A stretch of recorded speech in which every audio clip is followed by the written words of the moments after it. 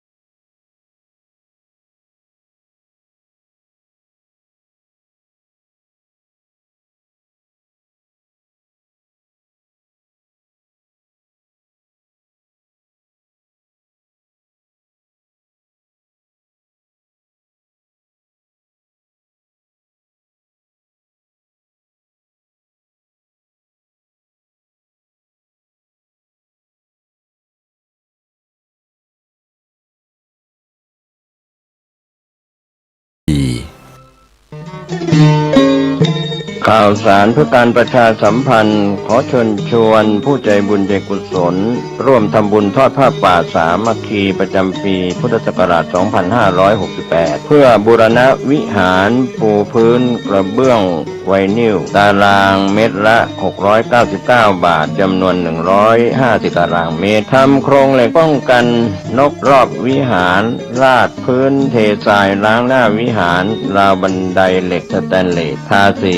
รอบวิหารเปลี่ยนระบบไฟฟ้าปรับปรุงทัศนียภาพวิหารบูรณะปฏิสังขรณ์ถาวรวัตถุภายในวัดทอดถวายณวัดดอนตันตำบลเหมืองแก้วอำเภอแม่ริมจังหวัดเชียงใหม่ตรงกับวันเสาร์ที่ 1 พฤศจิกายนพุทธศักราช 2568 ช่วงเช้า 9:39 นาทีเป็นต้นไปก็ขอเชิญชวนศรัทธานักศีลนักบุญทั้งหลายร่วมงานบุญทอดผ้าป่าสามัคคีครั้งนี้เพื่อบูรณะวิหารปูพื้นกระเบื้องไวนิลรวมไปถึงทำโครงเหล็กป้องกันนกรอบวิหารลาดพื้นเททรายร้างหน้าวิหารราวบันไดเหล็กสแตนเลสทาสีรอบวิหารเปลี่ยนระบบไฟฟ้าปรับปรุงทัศนียภาพวิหารบูรณะปฏิสังขรณ์ถาวรวัตถุภายในวัดดอนตันตำบลเหมืองแก้วอำเภอแม่ริมจังหวัดเชียงใหม่เสาร์ที่ 1 พฤศจิกายน 2568 นี้เชิญท่านร่วมงานร่วมบุญร่วมบริจาคได้บุญได้กุศลโดยทั่วหน้ากัน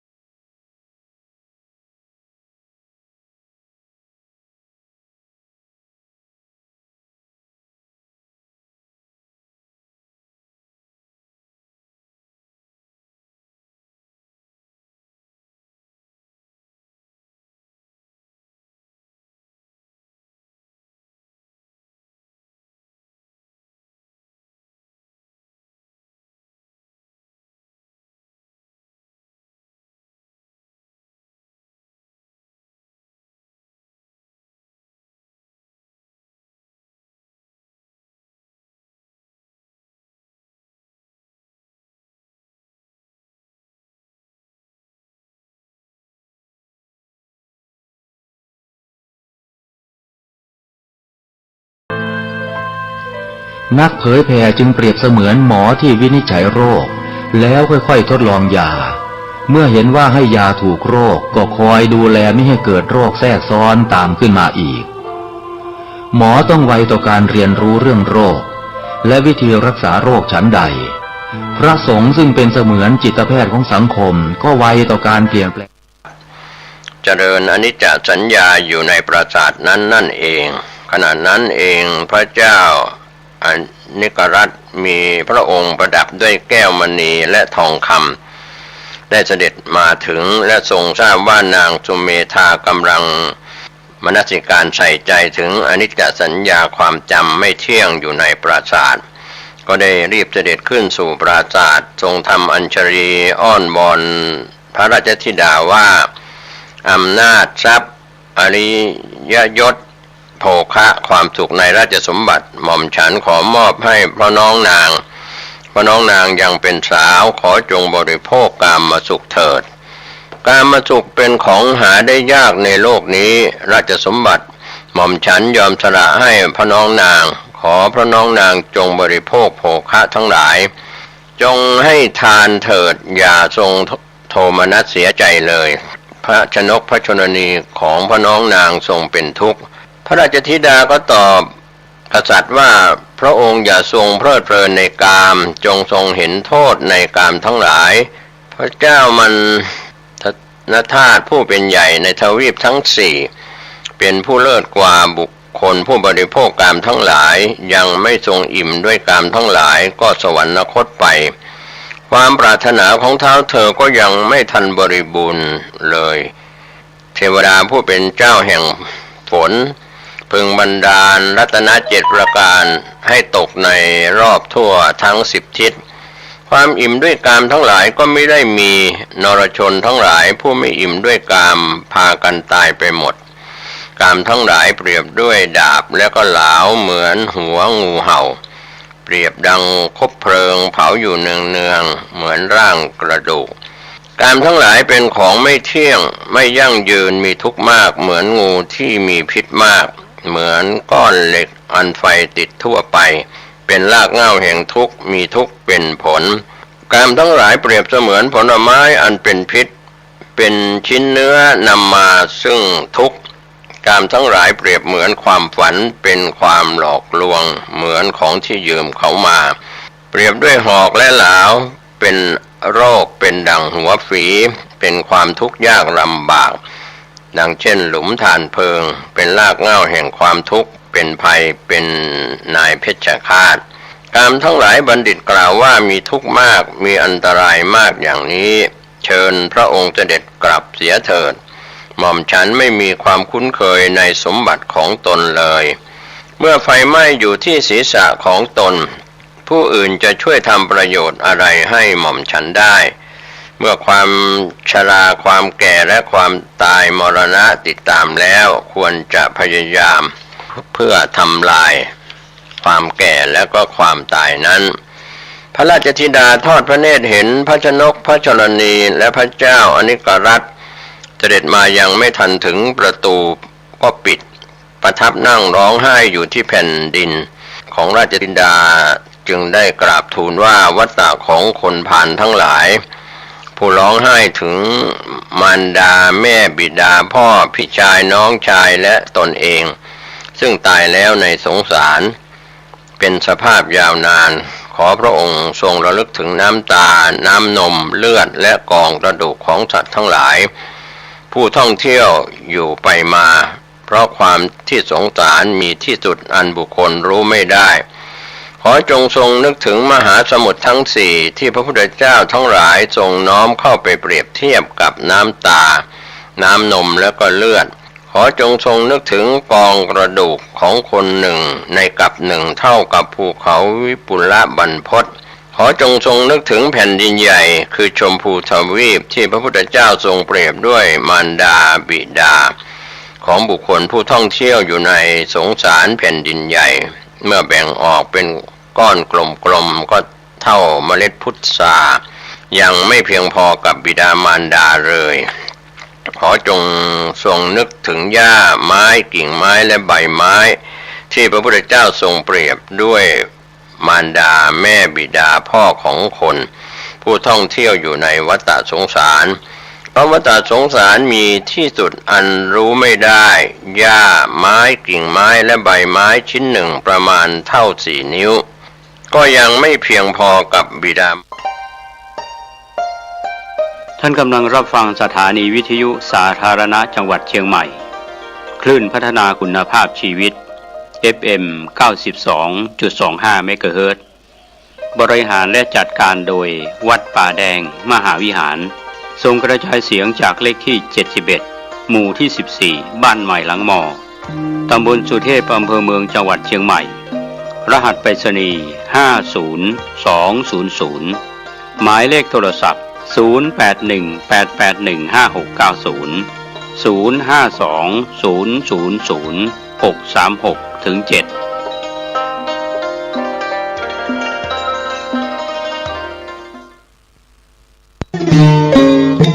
ข่าวสารเพื่อการประชาสัมพันธ์ขอเชิญชวนผู้ใจบุญใจกุศลร่วมทำบุญทอดผ้าป่าสามัคคีประจำปีพุทธศักราช 2568 เพื่อบูรณะวิหารปูพื้นกระเบื้องไวนิลตารางเมตรละ 699 บาทจำนวน 150 ตารางเมตรทำโครงเหล็กป้องกันนกรอบวิหารลาดพื้นเททรายล้างหน้าวิหารราวบันไดเหล็กสแตนเลสทาสีรอบวิหารเปลี่ยนระบบไฟฟ้าปรับปรุงทัศนียภาพวิหารบูรณะปฏิสังขรณ์ถาวรวัตถุภายในวัดทอดถวายณวัดดอนตันตำบลเหมืองแก้วอำเภอแม่ริมจังหวัดเชียงใหม่ตรงกับวันเสาร์ที่ 1 พฤศจิกายนพุทธศักราช 2568 ช่วงเช้า 9:39 นาทีเป็นต้นไปก็ขอเชิญชวนศรัทธานักศีลนักบุญทั้งหลายร่วมงานบุญทอดผ้าป่าสามัคคีครั้งนี้เพื่อบูรณะวิหารปูพื้นกระเบื้องไวนิลรวมไปถึงทำโครงเหล็กป้องกันนกรอบวิหารลาดพื้นเท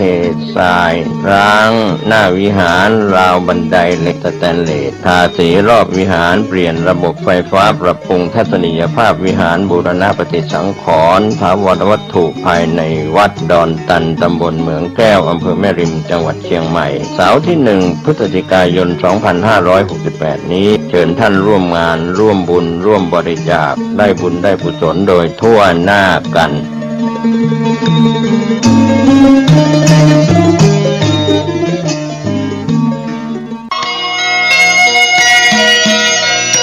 ข่าวสารเพื่อการประชาสัมพันธ์ขอเชิญชวนผู้ใจบุญใจกุศล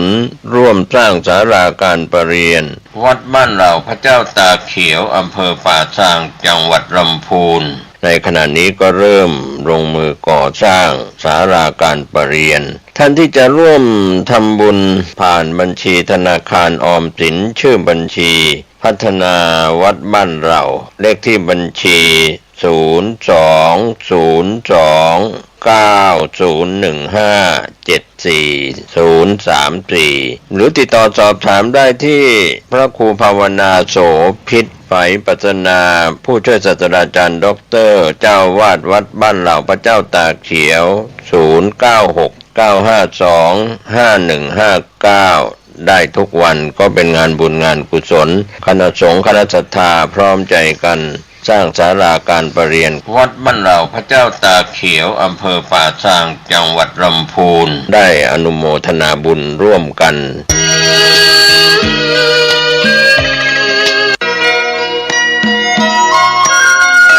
ข่าวสารเพื่อการประชาสัมพันธ์งานบุญงานกุศลกำหนดการทำบุญทอดกฐินสามัคคีของวัดป่าแดงมหาวิหารตำบลสุเทพอำเภอเมืองจังหวัดเชียงใหม่ตรงกับวันพุธที่ 29 ตุลาคมพุทธศักราช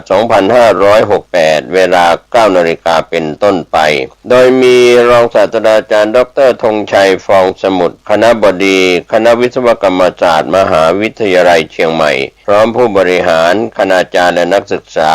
คณะศรัทธาของวัดป่าแดงมหาวิหารศรัทธาภายในภายนอกที่มาร่วมงานทำบุญทอดกฐินสามัคคีประจำปี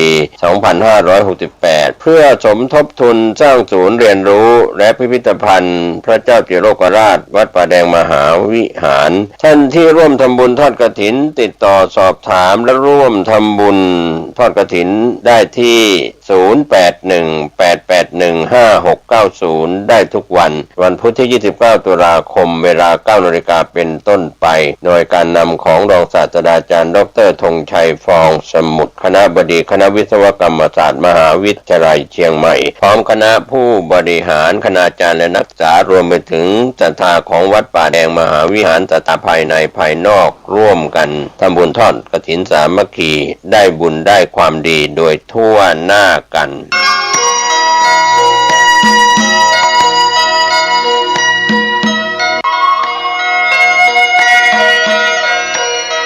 ข่าวสารเพื่อการประชาสัมพันธ์กำหนดการพิธีทำบุญทอดกฐินมหาวิทยาลัยเชียงใหม่ประจำปีพุทธศักราช 2568 ตรงกับวันเสาร์ที่ 25 ตุลาคมทอดถวายกับพระที่จำพรรษาท่วนไตรมาสณวัดฝายหินตำบลสุเทพอำเภอเมืองเชียงใหม่จังหวัดเชียงใหม่ 9 นาฬิกาณควงวัฒนธรรมมหาวิทยาลัยเชียงใหม่ตั้งขบวนแห่องค์กฐินและบริวารขบวนแห่องค์กฐินและบริวารจากทุกคณะสถาบันสำนักและส่วนงานต่างๆพร้อมกันชมการแสดงของชมรมพื้นบ้านล้านนาสโมสรนักศึกษามหาวิทยาลัยเชียงใหม่ 9 นาฬิกา 39 นาทีเดินทางถึงวัดฝายหินเคลื่อนขบวนแห่องค์กฐินและบริวารเข้าสู่วัดฝายหินอธิการบดีและผู้แทนผู้บริหารถวายผ้าห่มพระพุทธปฏิมาประธานในพิธีจุดธูปเทียนบูชาพระรัตนตรัยถวายตาลปัดใหม่แด่ประธานสงฆ์ไหว้พระสมาทานเบญจศีลสุมาครัวตาลและโอกาสเวียนตาลตามประเพณีร้านนาประธานพิธีกล่าวนำคำถวายผ้ากฐินแด่พระสงฆ์น้อมนำผ้าไตรกฐินและผ้าไตรคู่สวดวางบนผ่านแว่นฟ้าด้านหน้าพระสงฆ์อัปโรกกฐินประธานพิธีถวายผ้าไตรกฐินและรองประธานถวายผ้าไตรคู่สวดและบริวารกฐินโดยนายกสภามหาวิทยาลัยอุปนายกสภามหาวิทยาลัยกรรมการสภามหาวิทยาลัยนายกสมาคมนักศึกษาเก่ามหาวิทยาลัยเชียงใหม่อธิการบดีรองอธิการบดีผู้ช่วยอธิการบดีประธานกรรมการส่งเสริมมหาวิทยาลัยคณะบดีผู้อำนวยการสถาบันสำนักศูนย์กองประธานสภาพนักงานประธานสภานักศึกษามหาวิทยาลัยนายกสโมสรนักศึกษาประธานคณะกรรมการกลางหอพักนักศึกษามหาวิทยาลัยเชียงใหม่ตามลำดับต่อจากนั้นถวายเครื่องบริวารกฐินและภัตตาหารพระสงฆ์อนุโมทนากรวดน้ำรับพรลาพระสงฆ์ประกาศผลรางวัลการประกวดขบวนกฐิน 10 นาฬิกา 30 นาทีเป็นเสร็จพิธีก็เชิญชวนร่วมทำบุญทอดกฐินของมหาวิทยาลัยเชียงใหม่ประจำปีพุทธศักราช 2568 ตรงกับวันเสาร์ที่ 25 ตุลาคมทอดถวายณวัดฝายหินตำบลสุเทพอำเภอเมืองเชียงใหม่จังหวัดเชียงใหม่ช่วงเช้า 9 นาฬิกาเป็นต้นไปจนเสร็จพิธีขอหน่วยงานทั้งหลายศรัทธาภายในภายนอกของมหาวิทยาลัยร่วมบุญอานิสงส์กับพระสงฆ์ที่จำพรรษาท่วนไตรมาสณวัดฝายหินเสาร์ที่ 25 ตุลาคม 2568 ได้บุญได้ความดีบริจาคบุญอานิสงส์กฐินอันยิ่งใหญ่สาธุอนุโมทนาทุกรูปทุกนามที่ได้ร่วมบุญโดยพร้อมเพรียงกัน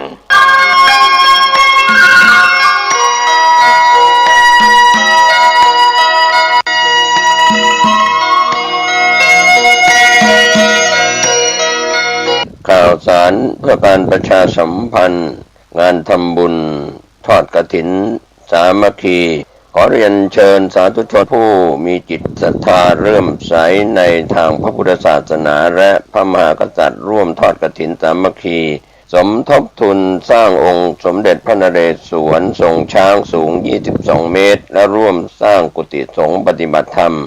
ณวัดพระธาตุอู่แก้วจามเทวีตำบลฮอดอำเภอฮอดจังหวัดเชียงใหม่ตรงกับวันอาทิตย์ที่ 12 ตุลาคมพุทธศักราช 2568 มีพระอาจารย์สวัสดิ์ทิตปัญโยที่จะได้จัดพิธีทำบุญทอดกฐินวันอาทิตย์ที่ 12 ตุลาคมพุทธศักราช 2568 ช่วงเช้า 9 นาฬิกาถวายองค์กฐินสมโภชองค์กฐินให้พรเป็นเสร็จพิธีก็เป็นงานทำบุญทอดกฐินของพระธาตุอู่แก้วจามเทวีตำบลฮอดอำเภอฮอดจังหวัดเชียงใหม่อาทิตย์ที่ 12 ตุลาคม 2568 เชิญท่านร่วมงานบุญงานกุศลนี้โดยพร้อมเพรียงกัน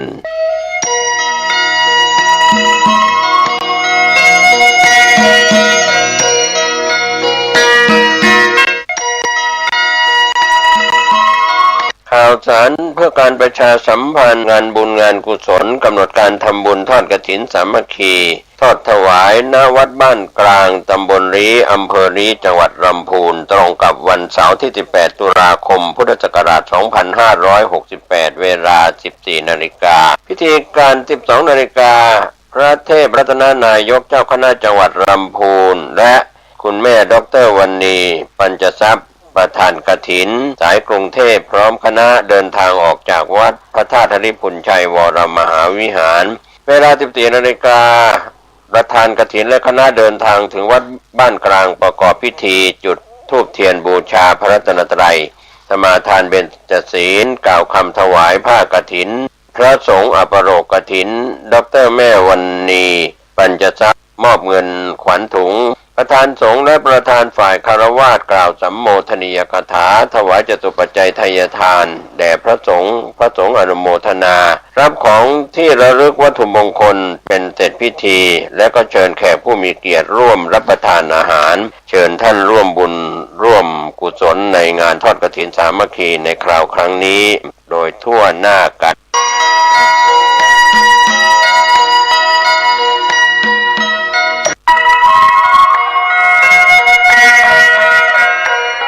เชิญพี่น้องชาวพุทธร่วมเป็นเจ้าภาพสร้างห้องสุขาห้องอาบน้ำเพื่ออำนวยความสะดวกแก่คณะศรัทธาสาธุชนที่จะเข้าปฏิบัติธรรมกรรมฐานณวัดบ้านเราพระเจ้าตาเขียวพื้นที่126 ตารางเมตรจำนวน23ห้องประกอบด้วยห้องน้ำหญิง8ห้องห้องอาบน้ำ4ห้องห้องสำหรับผู้พิการ1ห้องห้องน้ำชายแบ่งเป็นห้องสุขา5ห้องโถปัสสาวะ3โถห้องอาบน้ำ4ห้องแล้วห้องสำหรับผู้พิการอีก1ห้องท่านผู้ใจบุญใจกุศลร่วมสร้างห้องน้ำห้องขาตารางเมตรละ 10,000 บาทหรือตามกำลังเจตนาศรัทธาติดต่อร่วมทำบุญได้ที่ธนาคารกรุงไทยสาขาป่าซางเลขที่บัญชี79800274865ชื่อบัญชีวัดบ้านเราหรือสอบถามรายละเอียดเพิ่มเติมได้ที่พระครูภาวนาโสภิตผู้ช่วยศาสตราจารย์ด็อกเตอร์เจ้าวาดวัดบ้านเราพระเจ้าตาเขียวตำบลบ้านเรือนอำเภอป่าซางจังหวัดลำพูนโทรศัพท์0969525159ได้ทุกวันขออนุโมทนากับเจ้าภาพทางไกลและที่ร่วมทำบุญทั้งภาพปกติและออนไลน์ได้บุญได้กุศลได้ร่วมอนุโมทนาโดยทั่วหน้ากัน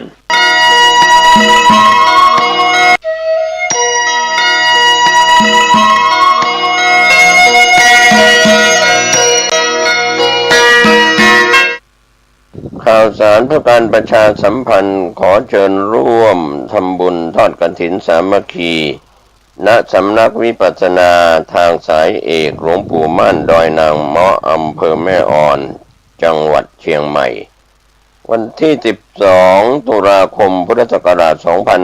2568 เวลา 9 นาฬิกาจัดพิธีที่สำนักวิปัสสนาทางสายเอกหลวงปู่มั่นดอยนางเมาะอำเภอแม่อ่อน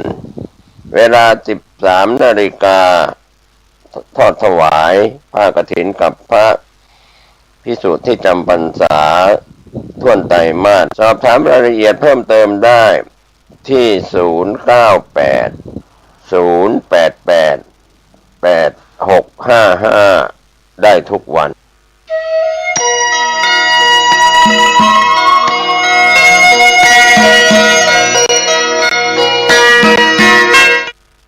ข่าวสารเพื่อการประชาสัมพันธ์ขอเชิญชวนผู้ใจบุญใจกุศลร่วมทำบุญทอดกฐินสามัคคีเป็นกฐินสามัคคีเลี้ยงเด็กกำพร้าวัดดอนจันทร์ตำบลทัตตารามอำเภอเมืองเชียงใหม่จังหวัดเชียงใหม่ตรงกับวันเสาร์ที่ 11 ตุลาคม 2568 ก็เป็นกฐินสามัคคีในโอกาสที่วัดดอนจันทร์เป็นส่วนหนึ่งของแผ่นดินวัดดอนจันทร์ระลึกนึกถึงคุณของแผ่นดินมีโครงการตอบแทนคุณแผ่นดินทดแทน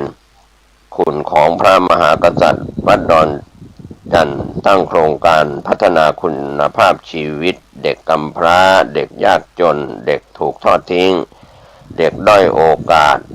ดังนั้นวัดดอนจันทร์ก็ได้อุปการะดูแลเด็กกำพร้าเหล่านี้เป็นเวลา40 ปีก็เชิญชวนท่านทั้งหลายร่วมงานบุญทอดกฐินสามัคคีกับพระภิกษุที่จำพรรษาท่วนไตรมาสของวัดดอนจันทร์ตรงกับวันเสาร์ที่11 ตุลาคมพุทธศักราช 2568 ช่วงเช้า 8:40 นาทีคณะผู้ใจบุญพร้อมกันณวิหารหลวงวัดดอนจันทร์ 9:30 นาทีไหว้พระสมาทานศีลพระสงฆ์เจริญพุทธมนต์สืบชะตา 10:15 นาทีคณะผู้ใจบุญถวายผ้ากฐินสำหรับท่านที่จะร่วมทำบุญผ่านออนไลน์ในนามวัดดอนจันทร์ธนาคารไทยพาณิชย์ชื่อวัดดอนจันทร์เพื่อเด็กด้อยโอกาสเลขที่บัญชี 664-301-4784 ติดต่อสอบถามรายละเอียดเพิ่มเติมได้ที่คุณแม่เล็กภูลผล 094-635-9159 หรือลายวัดดอนจันทร์ 082-2288-542 ก็เป็นงานทำบุญทอดกฐินสามัคคีตรงกับวันที่11 ตุลาคม 2568 ช่วงเช้า 9 นาฬิกาเป็นต้นไปเชิญผู้บุญใจกุศลร่วมทำบุญทอดกฐินสามัคคีโดยพร้อมเพรียงกัน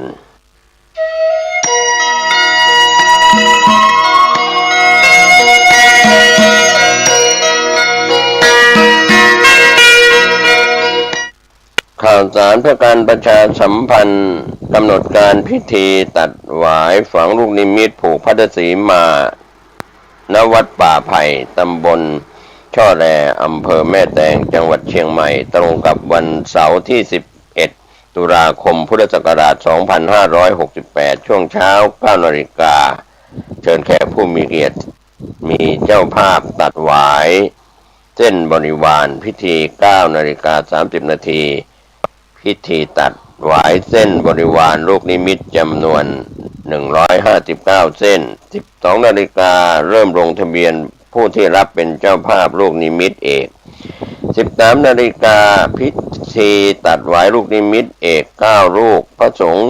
108รูปทำพิธีผูกพัทธสีมา 15:30 นาทีถวายมหาสังฆทานแด่พระสงฆ์จำนวน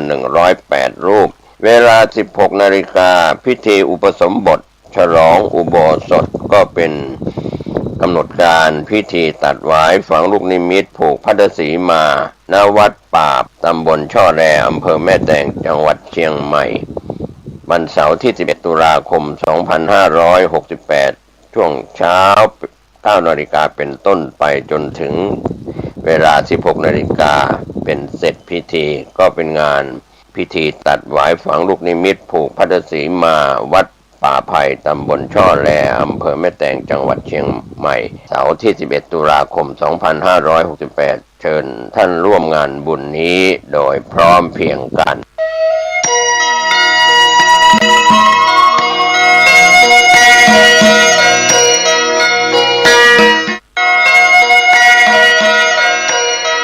ข่าวสารเพื่อการประชาสัมพันธ์ขอชวนร่วมทำบุญทอดกฐินสามัคคีสมทบทุนในการบูรณะปฏิสังขรณ์วิหารวัดเชตวันตรงกับวันเสาร์ที่ 11 ตุลาคม พุทธศักราช 2568 ทอดกฐินณวัดเชตวันถนนท่าแพตำบลช้างม้อยอำเภอเมืองเชียงใหม่จังหวัดเชียงใหม่มีพระเดชพระคุณพระเทพมังคลาจารย์เจ้าคณะจังหวัดเชียงใหม่เป็นประธานฝ่ายสงฆ์มีคุณจิรพันธ์กิติบุตรเป็นประธานฝ่ายคฤหัสถ์พร้อมคณะศิษยานุศิษย์ในพระเดชพระคุณพระเทพมังคลาจารย์เจ้าคณะจังหวัดเชียงใหม่คณะศิษย์เก่านักเรียนโรงเรียนมงฟอร์ดวิทยาลัยจังหวัดเชียงใหม่ที่สำเร็จการศึกษาปีพุทธศักราช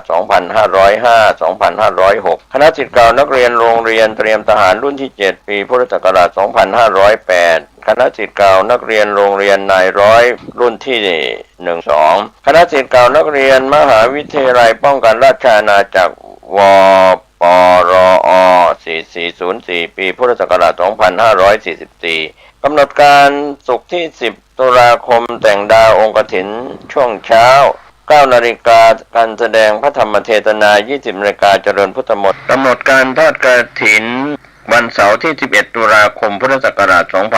2568ทอดถวายกับพระภิกษุที่จำพรรษาทุ่นไตรมาสของวัดเชตวันถนนท่าแพตำบลช่างม้อยอำเภอเมืองเชียงใหม่จังหวัดเชียงใหม่9 นาฬิกาคณะเจ้าภาพนำผ้ากฐินขึ้นสู่วิหาร10 นาฬิกา9 นาทีพิธีถวายผ้ากฐิน11 นาฬิกาถวายภัตตาหารเพลแด่พระสงฆ์สามเณรและเรียนเชิญแขกร่วมรับประทานอาหารกลางวันท่านที่จะร่วมบุญทางภาคปกติและทางออนไลน์ผ่านธนาคารกสิกรไทยสาขาถนนท่าแพชื่อบัญชีวัดเชตวันเลขที่บัญชี16818331168สอบถามรายละเอียดเพิ่มเติมได้ที่เจ้าวาดวัดเชตวัน0815681515ขออนุโมทนากับทุกคนทุกท่านที่ร่วมอานิสงส์ทำบุญทอดกฐินได้บุญได้ความดีโดยทั่วหน้ากัน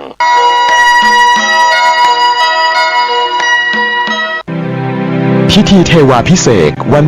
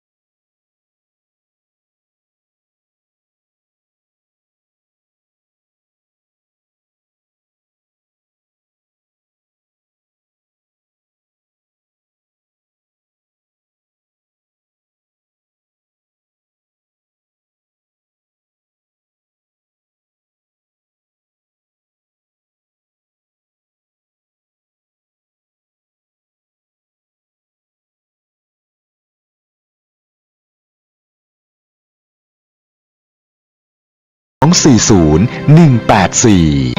ระธาตุดอยน้อยอำเภอดอยหล่อจังหวัดเชียงใหม่ขอเชิญชวนพุทธศาสนิกชนทุกท่าน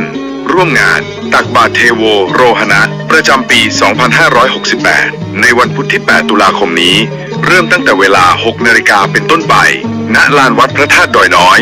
ร่วมทำบุญตักบาตรพระภิกษุสงฆ์นับร้อยรูปเพื่อความเป็นสิริมงคลแก่ชีวิตและสืบสานประเพณีอันดีงามของชาวพุทธแล้วพบกันที่วัดพระธาตุดอยน้อยอำเภอดอยหล่อจังหวัดเชียงใหม่เจริญสุขญาติโยมสาธุชนท่านผู้ฟังทั้งหลายทุกท่านทุกคนมาพบมาพบกันอีกเช่นเคยในรายการปกิณกะแห่งธรรมะสเประปะกันเป็นประจำทุกวันในเวลาเดียวกันนี้และก็ทางสถานีวิทยุแห่งนี้ต้องขออนุโมทนาต่อญาติต่อโยมเนื้อที่ติดตามฟังรายการนี้มาโดยดีตลอดทั้งภาคเช้ากลางวันและตอนเย็นต้องขออนุโมทนาเป็นอย่างมากเอาละโยมเอามาบูชาพระรัตนตรัยไหว้พระสวดมนต์กันเพื่อเป็นสิริเป็นมงคลต่อตัวต่อตนตั้งอกตั้งใจเนิ่อว่าด้วยกันไปอรหังสัมมาสัมพุทโธภควาพระผู้มีพระภาคเจ้าเป็นพระอรหันต์ดับเพลิงกิเลสเพลิงทุกข์สิ้นเชิงตรัสรู้ชอบได้โดยพระองค์เองพุทธังภวันตังอภิวาเทมิ ข้าพเจ้าอภิวาทพระผู้มีพระภาคเจ้าผู้รู้ผู้ตื่นผู้เบิกบานกราบพระพุทธสวากขาโตภควตาธัมโมพระธรรมเป็นธรรมที่พระผู้มีพระภาคเจ้าตรัสไว้ดีแล้วธัมมังนัมมัสสามิข้าพเจ้านมัสการพระธรรมกราบพระธรรมสุปฏิปันโนภควโตสาวกสังโฆพระสงฆ์สาวกของพระผู้มีพระภาคเจ้าปฏิบัติดีแล้วสังฆังนัมมามิข้าพเจ้านอบน้อมพระสงฆ์นะโมตัสสะภะคะวะโตอะระหะโตสัมมาสัมพุทธัสสะขอนอบน้อมแด่พระผู้มีพระภาคเจ้าพระองค์นั้นซึ่งเป็นผู้ไกลจากกิเลสตรัสรู้ชอบได้โดยพระองค์เองนะโมตัสสะภะคะวะโตอะระหะโตสัมมาสัมพุทธัสสะขอนอบน้อมแด่พระผู้มีพระภาคเจ้าพระองค์นั้นซึ่งเป็นผู้ไกลจากกิเลสสัมมาสัมพุทธัสสะตรัสรู้ชอบได้โดยพระองค์เองนะโมตัสสะภะคะวะโตอะระหะโตสัมมาสัมพุทธัสสะขอนอบน้อมแด่พระผู้มีพระภาคเจ้าพระองค์นั้นซึ่งเป็นผู้ไกลจากกิเลสตรัสรู้ชอบได้โดยพระองค์เองพุทธังสรณังคัจฉามิธัมมังสรณังคัจฉามิสังฆังสรณังคัจฉามิตุติยัมปิพุทธังสรณังคัจฉามิตุติยัมปิธัมมังสรณังคัจฉามิตุติยัมปิสังฆังสรณังคัจฉามิตติยัมปิพุทธังสรณังคัจฉามิตติยัมปิธัมมังสรณังคัจฉามิตติยัมปิสังฆังสรณังคัจฉามิอิติปิโสภะคะวะอะระหังสัมมาสัมพุทโธวิชชาจารณะสัมปันโนสุขโตโลกวิโทอนุตตโรปุริสัทธัมมัสสารถิสัทธาเทวมนุษย์สานังพุทโธภควาติยันตุนิมิตตังอวะมังคลัญจาโยจะมานาโพสกุณดัสสะสัทโธปะปะกังโอโตสุปินังอากันตังพุทธานุภาเวนะวินาสเมนโตสวากขาโตภะคะวะตาธัมโมสันติติโกอาคาลิโกเอหิปัสสิโกโอปัญญิโกปัจจตังเวทิตโพวินยูหิติยันตุนิมิตตังอภมังคลัญจา โยจะมะนาโพสกุณาสัสสะโทปะปะกะโหโตสุปินังอากันตังธรรมานุภาเวนะวินาสเมนโตสุปฏิปันโนภะคะวะโตสาวกสังโฆโอจุปฏิปันโนภะคะวะโตสาวกสังโฆญาญะปฏิปันโนภะคะวะโตสาวกสังโฆ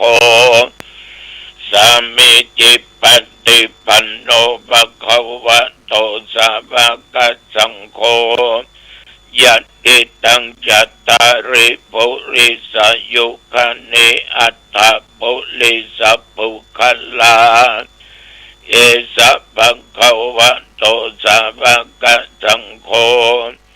อาอุนยโยปะอุนยโยทักขินยโย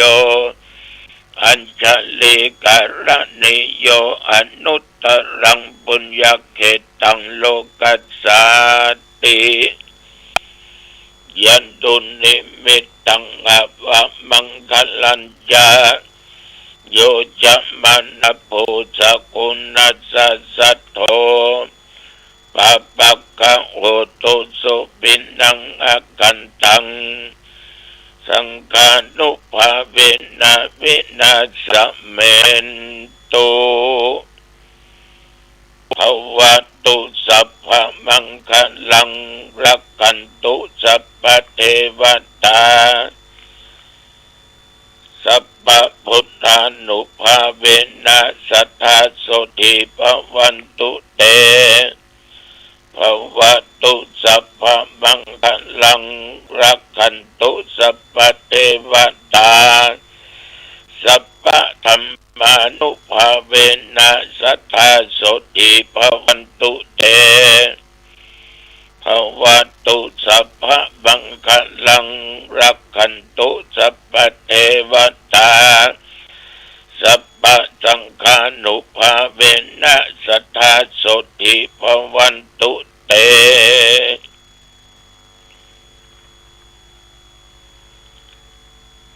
โดยบทพุทธานุภาพธรรมานุภาพสังฆานุภาพแห่งพระพุทธธรรมพระสงฆ์โดยบทสาธยายมนต์ยันทุนอันศักดิ์สิทธิ์โดยจิตอันตั้งมั่นอาตมภาพขออำนวยอวยพรแก่เหล่าทหารทั้งหลายที่ป้องกันชายแดน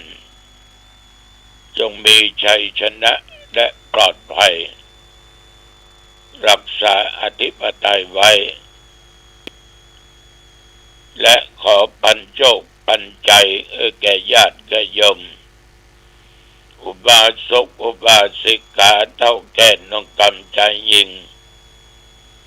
นับตั้งแต่บัดนี้เป็นต้นไปแม่นวัดท่านทั้งหลายได้ตรงโลกาเบียดิก็ขออันตรธานกับหายไปโดยบุญบารมีแห่งพระรัตนตรัยอยู่ปราศจากซึ่งเคราะห์ปีเคราะห์เดือนเคราะห์วันเคราะห์ยามเคราะห์เมื่อหลับเมื่อตื่นเมื่อยืนเมื่อเทวเคราะห์เหลียวซ้ายและขวาจะได้เกิดมีมานับตั้งแต่โอกาสนี้ไปข้างหน้าจงมีความสุขกายสุขใจประกอบไปด้วยโชคปีโชคเดือนโชควันอายุปีอายุเดือนอายุวันอายุยามแม่นญาติโยมเดินทางไปเหนือใต้ตกออกบอกว่าไกลมีชัยชนะและมีโชคมีใจเป็นบุคคลที่มีสติและปัญญาจ ดำเนินไปด้วยกิจการงานในหน้าที่ยิ่งขึ้นไปอายุวันนะสุขะพละพรอันล้ำเลิศอันประเสริฐนี้จงบังเกิดมีแก่ญาติแก่โยมทุกท่านทุกคนเจริญพรกรมอุตุได้ประกาศบอกตักเตือนระวังบัวลอยอีกนับตั้งแต่ตะวันวามาจนถึงปัจจุบันหนองตองและใกล้เคียงเหนือใต้ตะวันออกและที่ไก่กินก็ง่ายแล้วฝนตกหลั่งลงมาสอบทำใกล้จะเสร็จ3 โมงบ่ายตกหนักขนาดก็เดี๋ยวก็แดดออกมา6 โมงบ่ายก็ตกอย่างหนักไปถึง7 โมงบ่ายก็หยุดญาติโยมตกไปทั่วต่างตั้งแต่หางดงดึงเมืองเชียงใหม่เข้าเขตอำเภอสันทรายโดยสะเก็ด7 โมงบ่ายก็เริ่มตกอาตมาก็ออกจากวัดไปเทศนาธรรมที่วัดสุวรรณคีรีมงคลหรือม่อนดอยตำบลหลวงเหนืออำเภอดอยสะเก็ดจังหวัดเชียงใหม่วัดนี้มีตุเจ้า6 ตนมีสามเณร110 ตนบวชมาเพื่อศึกษาอำเฮียนไปถึงแล้วก็รู้สึกว่าม่วนอกม่วนใจที่หนึ่งได้หันตุเจ้าพระเนรมากได้พบปะกับญาติกับโยมอีกมากก็แสดงธรรมอยู่1 ชั่วโมงก็จบมีถึงภาษาไทยภาษาล้านนาที่ตุเจ้าเป็นกล่าวนำศรัทธาญาติโยมจะมาปอนอย่างจบก็ลาปิกอำเภอดอยสะเก็ดแถวอำเภอพุนไม่มีฝนตกแม้แต่หยดเดียวที่วัดม่อนก็ไม่มีฝนตกแต่ขากลับมานั้นบนอำเภอดอยสะเก็ดจำลำฝนลงสิบางที่ก็หนักบางที่ก็เบาจนถึงวัดหนองตองแล้วก็พักผ่อนมาตราบจนถึงปัจจุบันประเดี๋ยวนี้แต่ว่านี่ญาติโยมสอบนักธรรมชั้นตรีเป็นวันแรกสอบวิชา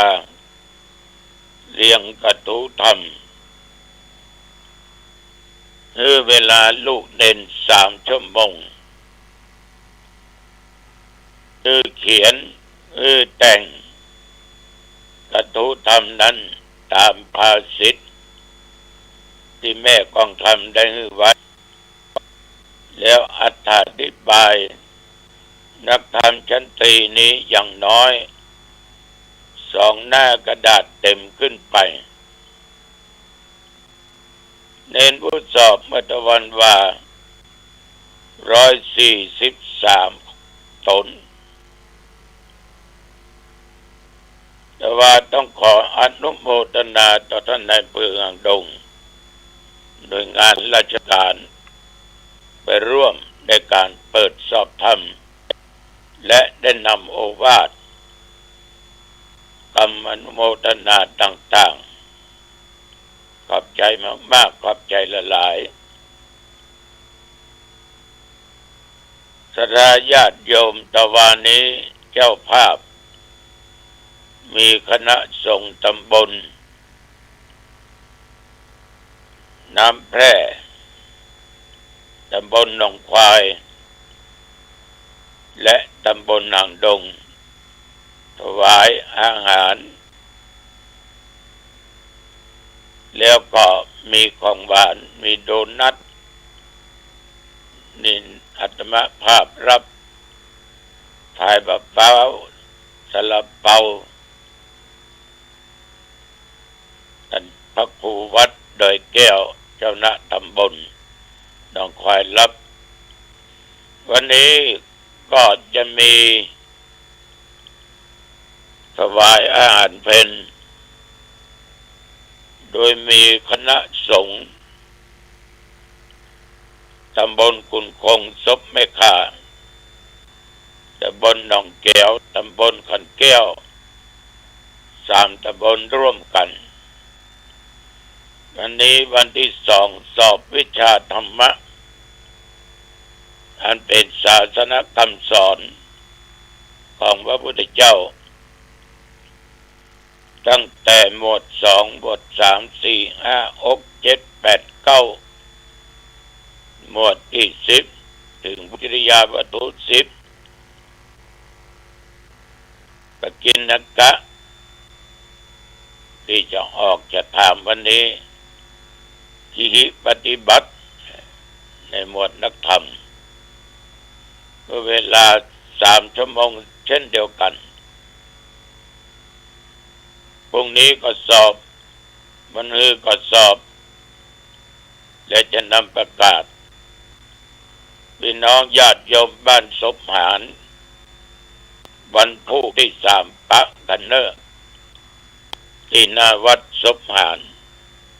งานขาวดำตุลุงจะไปเทศน์2 ทุ่มวันที่4ออกธรรมทูตที่วัดวงเมธาหนองโขงตำบลกุนคงซบแม่ข่าตุลุงไปพบไปปะพร้อมคณะธรรมทูตก็เวลา2 ทุ่มโดยประมาณญาติโยมท่านผู้ฟังทั้งหลายการอยู่การกินเอาอยู่ในโลกนี้เอาไม่ได้อยู่คนต้องอาศัยซึ่งกันและกันประการสำคัญเพื่อนพ้องพี่น้องชาวบ้านถ้าอยู่ในโรงงานก็ปึ้งกันอยู่ในโรงงานทำงานในหน้าที่ใดเราก็จะอยู่ร่วมกับคนอื่นบางครั้งบางคราเอาเดินทางไปเอี่ยหาญาติไปค้างคืนก็นอนที่อันนอนที่นี่ก็เรียกว่าเอาได้ไปอาศัยเปิ้นแต่เมื่อเอาไปอยู่กับเปิ้นเนี่ยกำเปิ้นบอกว่าเวลาอยู่ก็คือเขาฮักเวลาจากก็คือเขาตึงหาอยู่กับเปิ้นมันปั้นงัวปั้นควายลูกเปิ้นเล่นจะไปเป็นคนที่เรียกว่ามีทิฏฐิมีมานะมีความกระด้างกระเดื่องบางคนไปอยู่กับเปิ้นเอาความคิดเห็นของตัวเองนั้นเป็นใหญ่เอาความคิดเห็นของตัวเองนั้นเป็นใหญ่อู้จากับเปิ้นก็บ่ถูกแล้วอยู่กับเปิ้นก็ขี้ค้านได้ก็กินอย่างเดียวนอนอย่างเดียวเหี่ยวอย่างเดียวญาติโยมลองคิดดูดีๆ เอาไปอยู่ด้วยเปิ้นแล้วก็เป็นคนขี้ค้านเนี่ยเปิ้นจะฮักกับเปิ้นจะจังเปิ้นอยากจะเอาหนีไปอย่าแต่ว่าอยากจะเอาอยู่ตัวยมลองคิดดูดีๆฉะนั้นการอยู่กับหมู่มากคือเขาฮักแม้แต่ตายจากกันไปก็กึดตึงก็ขอให้เป็นคนดีมีศีลมีธรรมอยู่ในจิตในใจทำสิ่งที่เป็นประโยชน์ต่อบ้านต่อเมืองต่อเพื่อนพ้องต่อชุมชนลองเอาไปอยู่เขากึดตึงเป็นกึดตึงเพิ่นตะเนี่ยถ้าเพิ่นบ่ไปเพิ่นบ่จากเพิ่นบ่ตายเนี่ยก็เพิ่นคนหนึ่งที่จะอยู่ช่วยการช่วยงานที่ช่วยคิดช่วยอู้ช่วยจาขนาดตายไปแล้วได้บ่ฮู้กี่สิบปีคนยังอู้ยังจ่าอยู่ถึงคุณงามความดีของเฮาเหมือนท่านครูบาเจ้าศรีวิจัยญาติโยมท่านครูบาเจ้าศรีวิจัยเนี่ยครูบาตายไปสรีระร่างกายของท่านครูบาบันเอามาเผาที่วัดจามเทวีเมื่อปี2489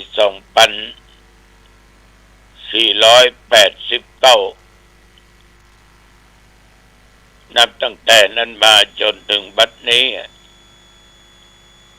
ได้จะ80 ปีเข้ามาละทุกคนนั้นจะนึกถึงครูบาอยู่ตลอดเวลาไปที่ไหนถ้าเจอสารูปครูบายกมือไหว้ไหว้อย่างยมไหว้บุญบารมีไหว้คุณงามความดีของครูบา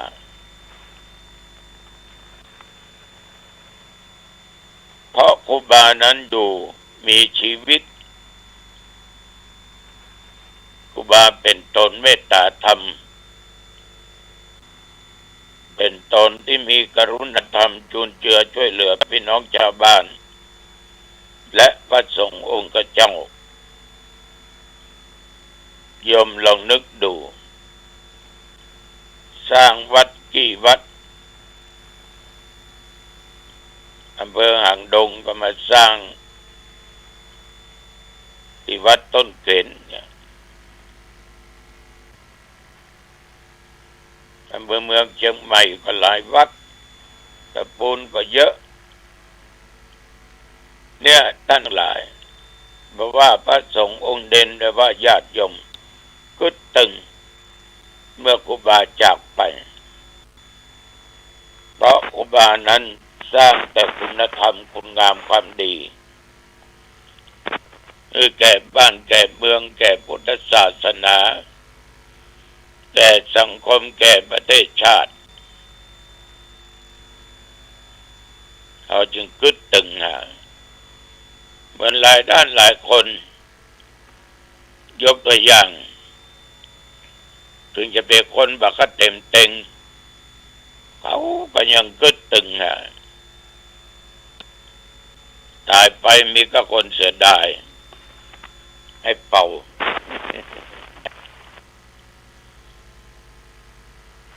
ให้เป่านี่ญาติโยมผ้าที่มานุ่งมาใส่นั่นเอาผ้าตำรวจหรอ มีแง่งเนี่ยมีนกหวีดเนี่ยเป็นจราจรช่วยเจ้าหน้าที่บ้านเมืองเมื่อคืนก็เป็นยามเที่ยวไปเที่ยวมาเที่ยวถนนหนทาง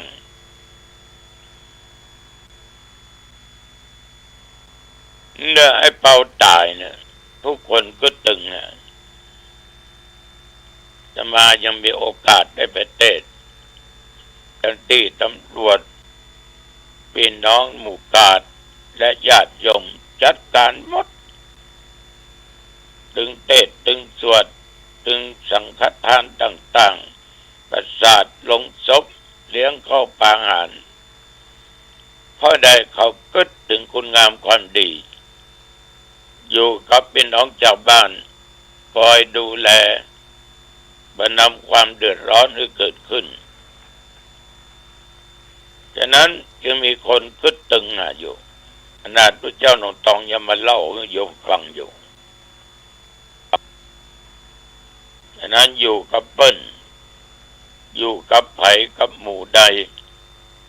อยากไปให้เปิ้ลอะไรฮะ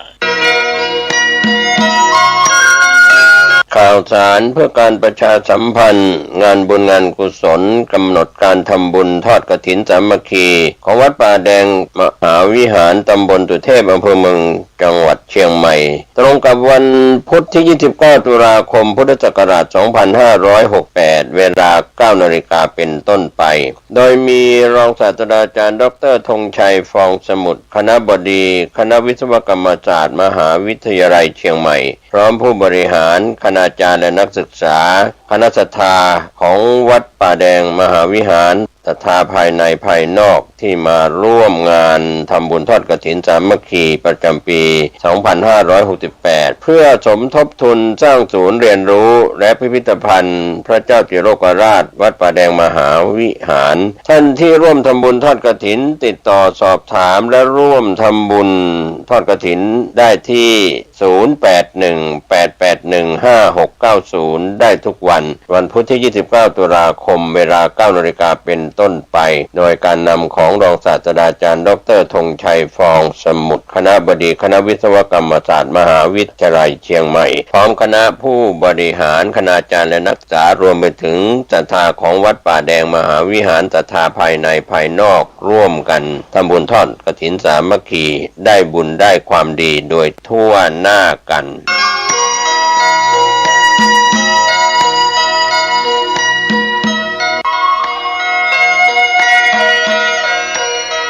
ข่าวสารเพื่อการประชาสัมพันธ์กำหนดการพิธีทำบุญทอดกฐินมหาวิทยาลัยเชียงใหม่ประจำปีพุทธศักราช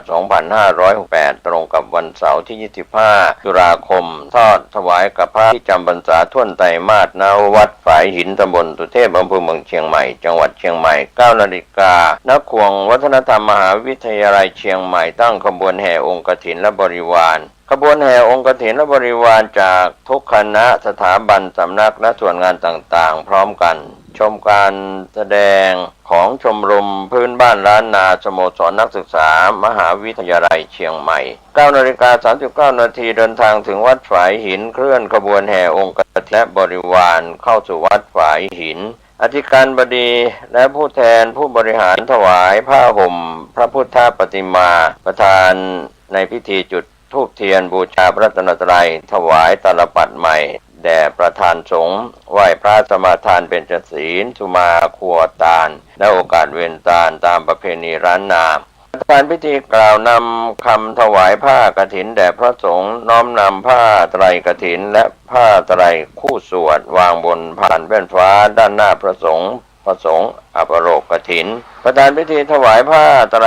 กฐินและรองประธานถวายผ้าไตรคู่สวดและบริวารกฐินโดยนายกสภามหาวิทยาลัยอุปนายกสภามหาวิทยาลัยกรรมการสภามหาวิทยาลัยนายกสมาคมนักศึกษาเก่ามหาวิทยาลัยเชียงใหม่อธิการบดีรองอธิการบดีผู้ช่วยอธิการบดีประธานกรรมการส่งเสริมมหาวิทยาลัยคณะบดีผู้อำนวยการสถาบันนักศูนย์กองประธานสภาพนักงานประธานสภานักศึกษา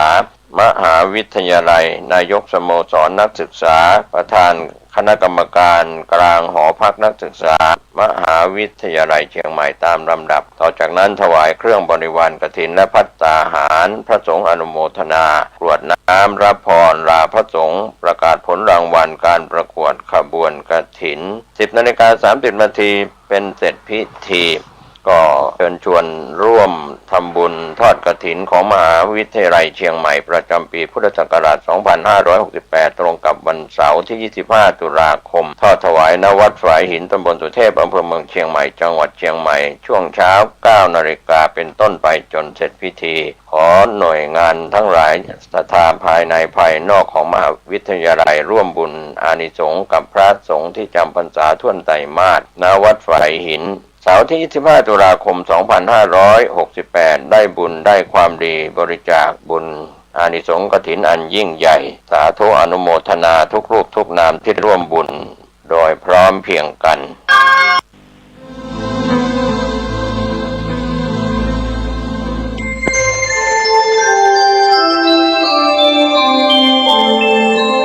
ขณะนี้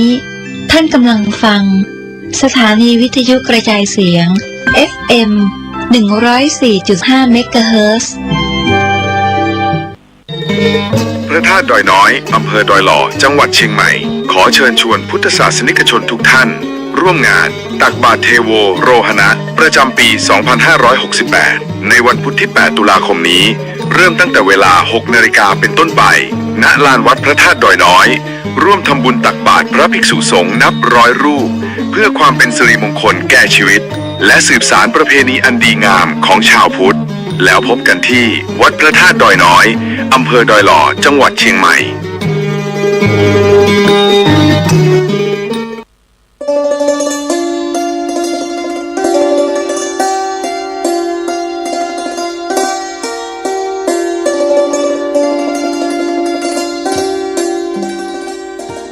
สวัสดีค่ะท่านผู้ฟังที่เคารพทุกท่านที่ท่านรับฟังอยู่นี้ดำเนินรายการโดยดิฉันเพ็ญศรีอินทรทัศน์และยังได้จัดส่งไปออกอากาศ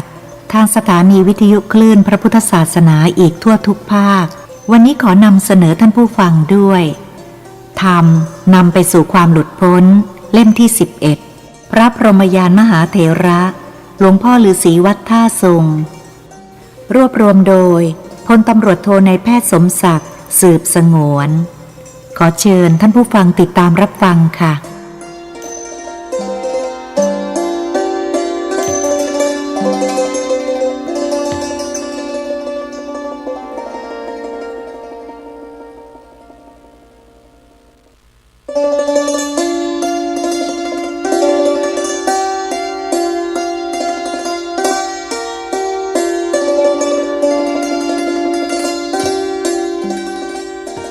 คำนำในการจัดพิมพ์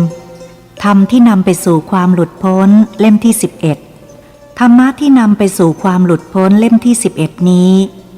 ผู้มีอริยทรัพย์ชาวสุโขทัยท่านขอเป็นเจ้าภาพพิมพ์เพราะท่านเป็นผู้มีปัญญาพ้นโลกคืออริยปัญญา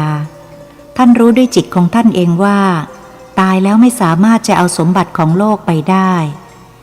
สิ่งที่ท่านรักและหวงที่สุดในโลกก็คือร่างกายของท่านเอง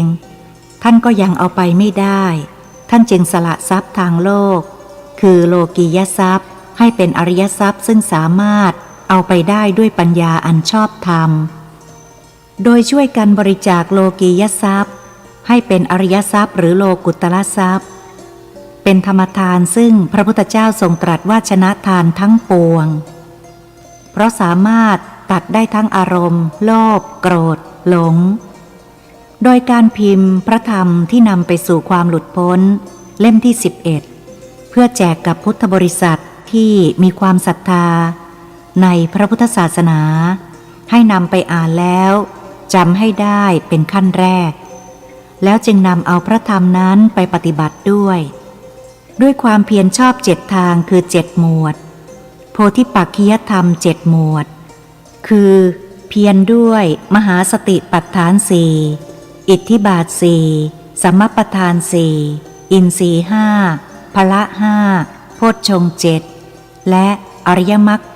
8ตามอัธยาศัยเพราะจิตของเราแตกต่างกัน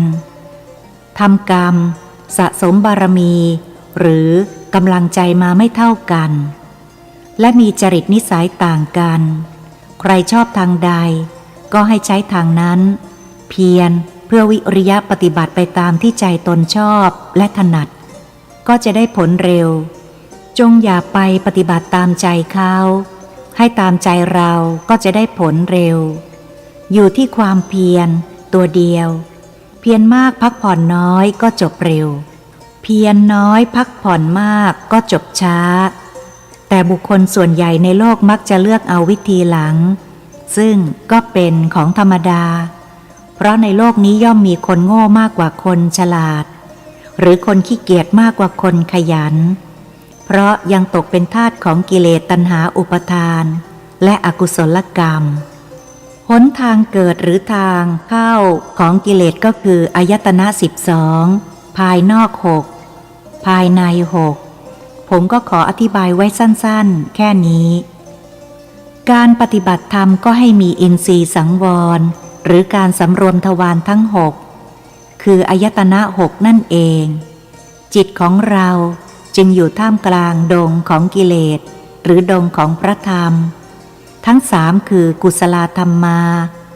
ธรรมที่เป็นกุศลเป็นบุญเป็นความดีอกุศลธรรมาธรรมที่เป็นอกุศลเป็นบาปเป็นความชั่วและอัพยากตาธรรมาธรรมที่เป็นกลางกลางไม่เป็นทั้งกุศลและอกุศลเพราะไม่มีอารมณ์ปรุงแต่งที่เรียกว่าสังขารซึ่งเป็น1 ใน 4ของนามในขันธ์5หรืออุปทานนั่นเองเรื่องของพระธรรมเป็นของละเอียดอ่อนลึกซึ้งยากที่บุคคลธรรมดาจะพึงเข้าใจได้ก็ขออธิบายไว้สั้นๆแค่นี้เนื้อหาสาระของพระธรรมล้วนเป็นปกิณกธรรมที่นำไปสู่ความหลุดพ้นที่พระพุทธเจ้าทรงตรัสไว้ทั้งสิ้นพร้อมทั้งคำอธิบายขยายความให้เข้าใจชัดเจนขึ้นทรงเอาทุกอย่างในชีวิตประจำวันมาเป็นพระธรรมคำสอนได้หมดผมก็พยายามเอาคำสั่งสอนของพระองค์ที่ทรงเมตตาตรัสสอนไว้ในอดีตที่ผมบันทึกเอาไว้ค่อยๆเขียนรวบรวมออกมาตามลำดับจนกว่าร่างกายที่มันจะต้องเสื่อมลงเดินไปสู่วัยชราและความตายในที่สุดอนาคตเป็นสิ่งที่ยังมาไม่ถึงจึงหาความแน่นอนอะไรไม่ได้จึงต้องไม่ประมาทในธรรมคือรู้ลมรู้ตายรู้นิพพานรู้อนาปารู้มรณารู้อุปสมานุสติไว้กับจิตเสมอด้วยความไม่ประมาทเผลอบ้างลืมบ้างก็เป็นธรรมดาของผู้ที่ยังมีกิจที่ยังต้องปฏิบัติตัดกิเลสอยู่เสขบุคคลพระอรหันต์ท่านไม่มีกิจที่จะต้องตัดกิเลสอีกแล้วคืออเสขบุคคลดังนั้นจงอย่าหลงตนเองคิดว่าตนเองดีแล้วเป็นอันขาดเพราะหากดีจริงๆวันไหนที่ต้องตายวันนั้นพระพุทธองค์ทรงใช้สังโยชน์10เป็นเครื่องวัดความดีของคนดีวันไหนก็ต้องตายวันนั้น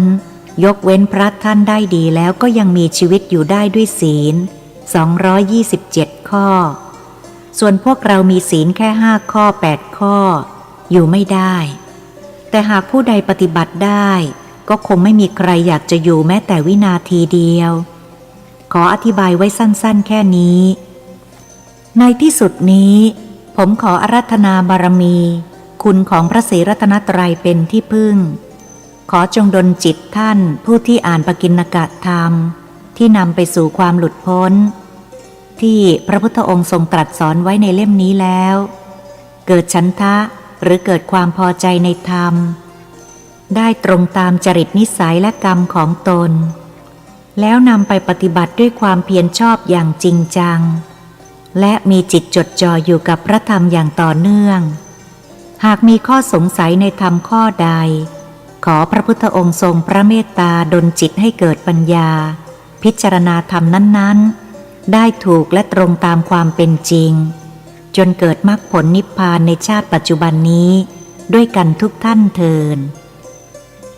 พันตำรวจโทนายแพทย์สมศักดิ์สืบสงวนผู้รวบรวม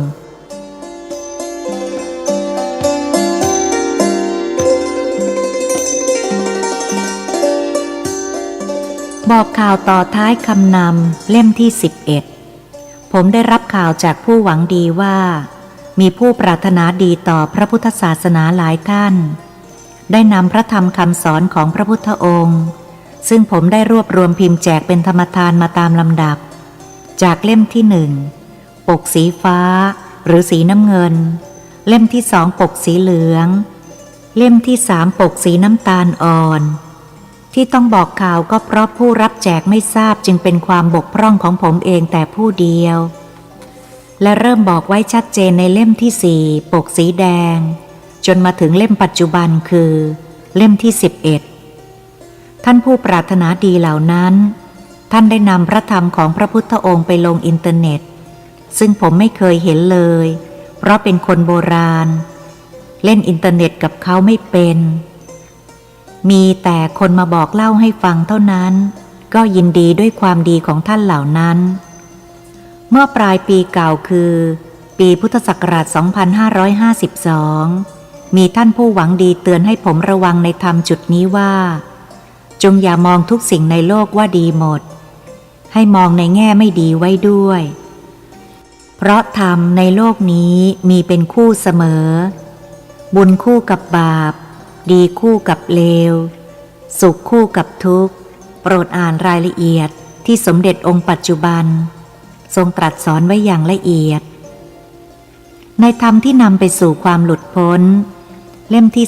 3เรื่องคิลิมานนทสูตรหรือในฉบับพกพาขนาดเล็กผู้มีจิตศรัทธาท่านพิมพ์เฉพาะคิริมานนทสูตรเท่านั้นแจกเป็นธรรมทานไปเกินกว่า 40,000 เล่มเพราะมีผู้ปรารถนาดีได้อ่านแล้วโทรศัพท์มาขออนุญาตผมพิมพ์ครั้งละ 10,000 เล่ม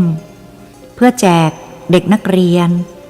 ผมก็อนุญาตและบอกว่าต่อไปไม่ต้องขออนุญาตอีกผมไม่อนุญาตเฉพาะบุคคลที่พิมพ์แล้วนำไปจำหน่ายเท่านั้นหนังสือธรรมนำไปสู่ความหลุดพ้นทุกเล่มจากอดีตถึงปัจจุบันยันไปถึงอนาคตที่จะพิมพ์ออกมาจนกว่าผมจะตายไม่มีการจำหน่ายไม่มีการเรียรายไม่มีการบอกบุญผู้ใดอ่านแล้วจิตท่านเกิดศรัทธาท่านก็บริจาคเองมากน้อยตามศรัทธาของท่านโดยอาศัยพรหมวิหาร4เป็นหลักตัดสินสั้นๆว่าทำบุญแล้วอย่าให้ตนเองเดือดร้อนเป็นหลักสำคัญ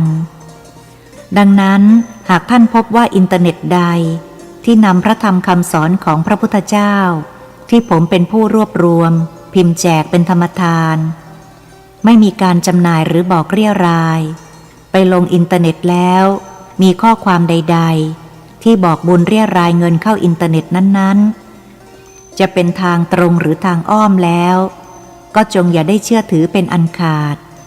เขาผู้นั้นมีความประสงค์ร้ายเป็นมิจฉาทิฏฐิต่อผมโดยตรงหากพบก็ช่วยกรุณาแจ้งให้ผมทราบด้วยและช่วยกรุณาตักเตือนให้เขาเอาข้อความนั้นออกด้วยหากเตือนแล้วยังไม่ทำก็จะต้องใช้กฎหมายเป็นเครื่องบังคับตามวิธีของชาวโลกต่อไปที่บอกข่าวมานี้เป็นการกันไว้ดีกว่าแก้จัดอยู่ในความไม่ประมาทในธรรมซึ่งพระพุทธองค์ทรงตรัสสอนไว้ในมหาปรินิพพานสูตรขอให้พุทธบริษัททุกท่าน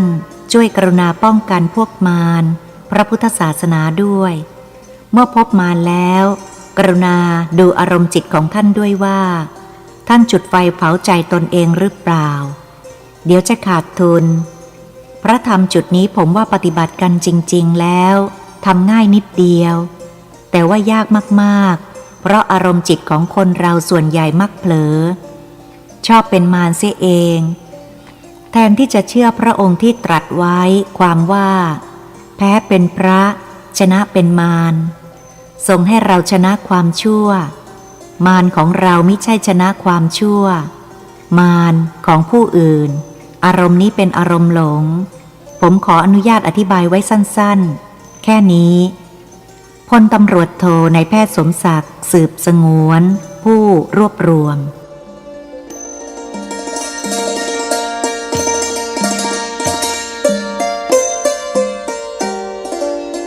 ปกิณกะธรรม ฟุ้งเรื่องอะไรให้พยายามแก้เรื่องนั้นโดยใช้อริยสัจเป็นหลักสำคัญในการแก้ปัญหาหากแก้ไม่ไหวจงใช้อานาปานสติเข้าระงับจิตให้สงบแล้วจึงใช้อริยสัจธรรมของตถาคตต้องหยุดอารมณ์จิตให้สงบก่อนจึงจักเห็นการเคลื่อนไหวของกิเลสได้ตามความเป็นจริงจิตของผู้มีปัญญาจักเป็นจิตที่รู้เท่าทันความจริงในอริยสัจอยู่เสมอพระอรหันต์ท่านทรงอธิปัญญาก็อยู่ที่ตรงนี้การวางอารมณ์ราคะและปฏิฆะไม่ได้อย่างสนิทใจเพราะบกพร่องในกายคตานุสติและพรหมวิหารสี่คือกายคตาตัดราคะพรหมวิหารสี่ตัดปฏิฆะมองทุกอย่างให้เป็นธรรมดาเสียอย่างเดียวอารมณ์ปล่อยวางก็จะเกิดขึ้นได้โดยง่าย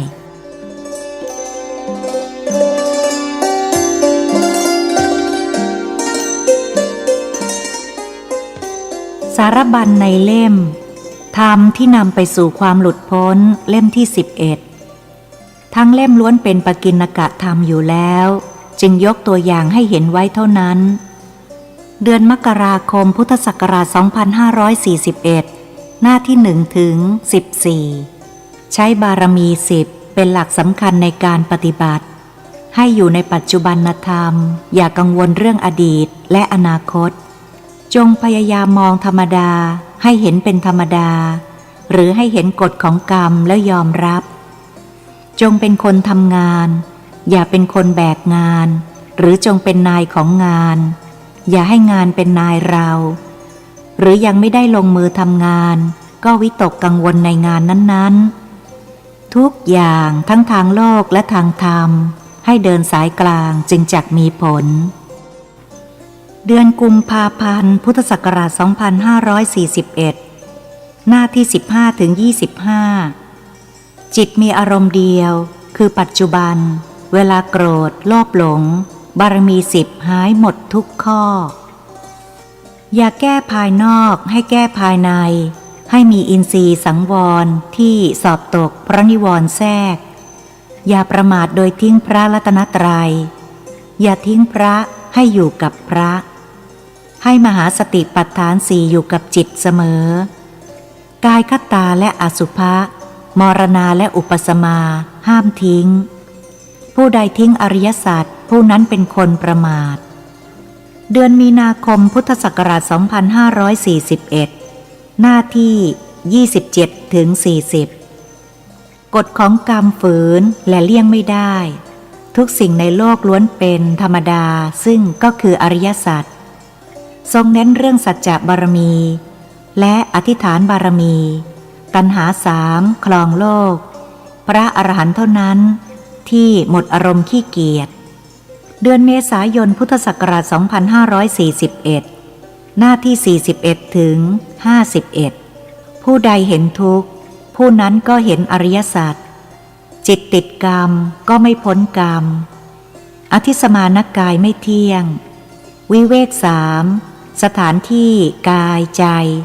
ให้อยู่กับพระอย่าอยู่คนเดียวคุณของพระพุทธเจ้า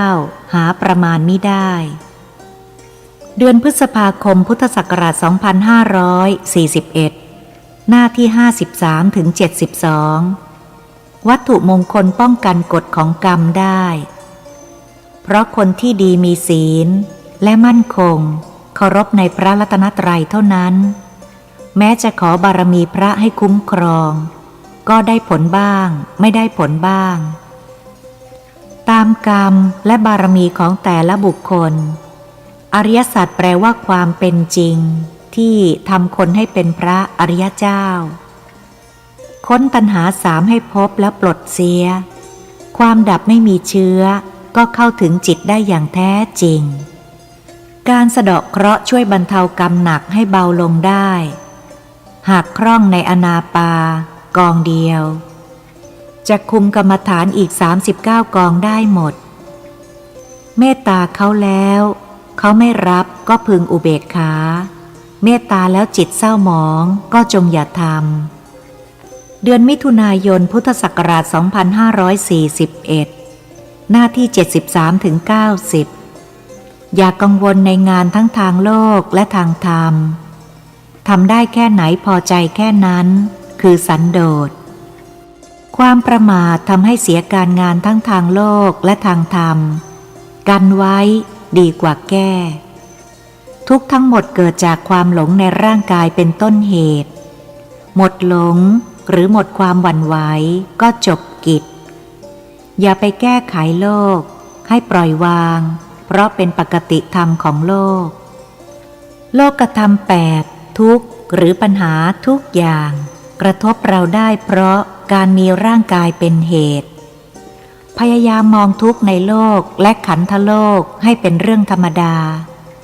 จำไว้สิ่งใดเลี่ยงไม่พ้นจงอย่าดิ้นรนเพื่อจักให้พ้นอย่าใช้อารมณ์แก้ปัญหาให้ใช้ปัญญาแก้ปัญหาเดือนกรกฎาคมพุทธศักราช 2541 หน้าที่ 91 ถึง 99 พึงปล่อยวางด้วยปัญญาคืออารมณ์จะเบาอย่าปล่อยวางด้วยสัญญาอารมณ์จะหนักไม่ฝืนโลกไม่ฝืนธรรมไม่ฝืนธรรมดาจิตจักเป็นสุขการต่อสู้ไม่ใช่เพื่อจักเอาชนะแต่ต่อสู้เพื่อปล่อยวางแพ้เป็นพระชนะเป็นมารสุขที่สุดคืออารมณ์รักพระนิพพาน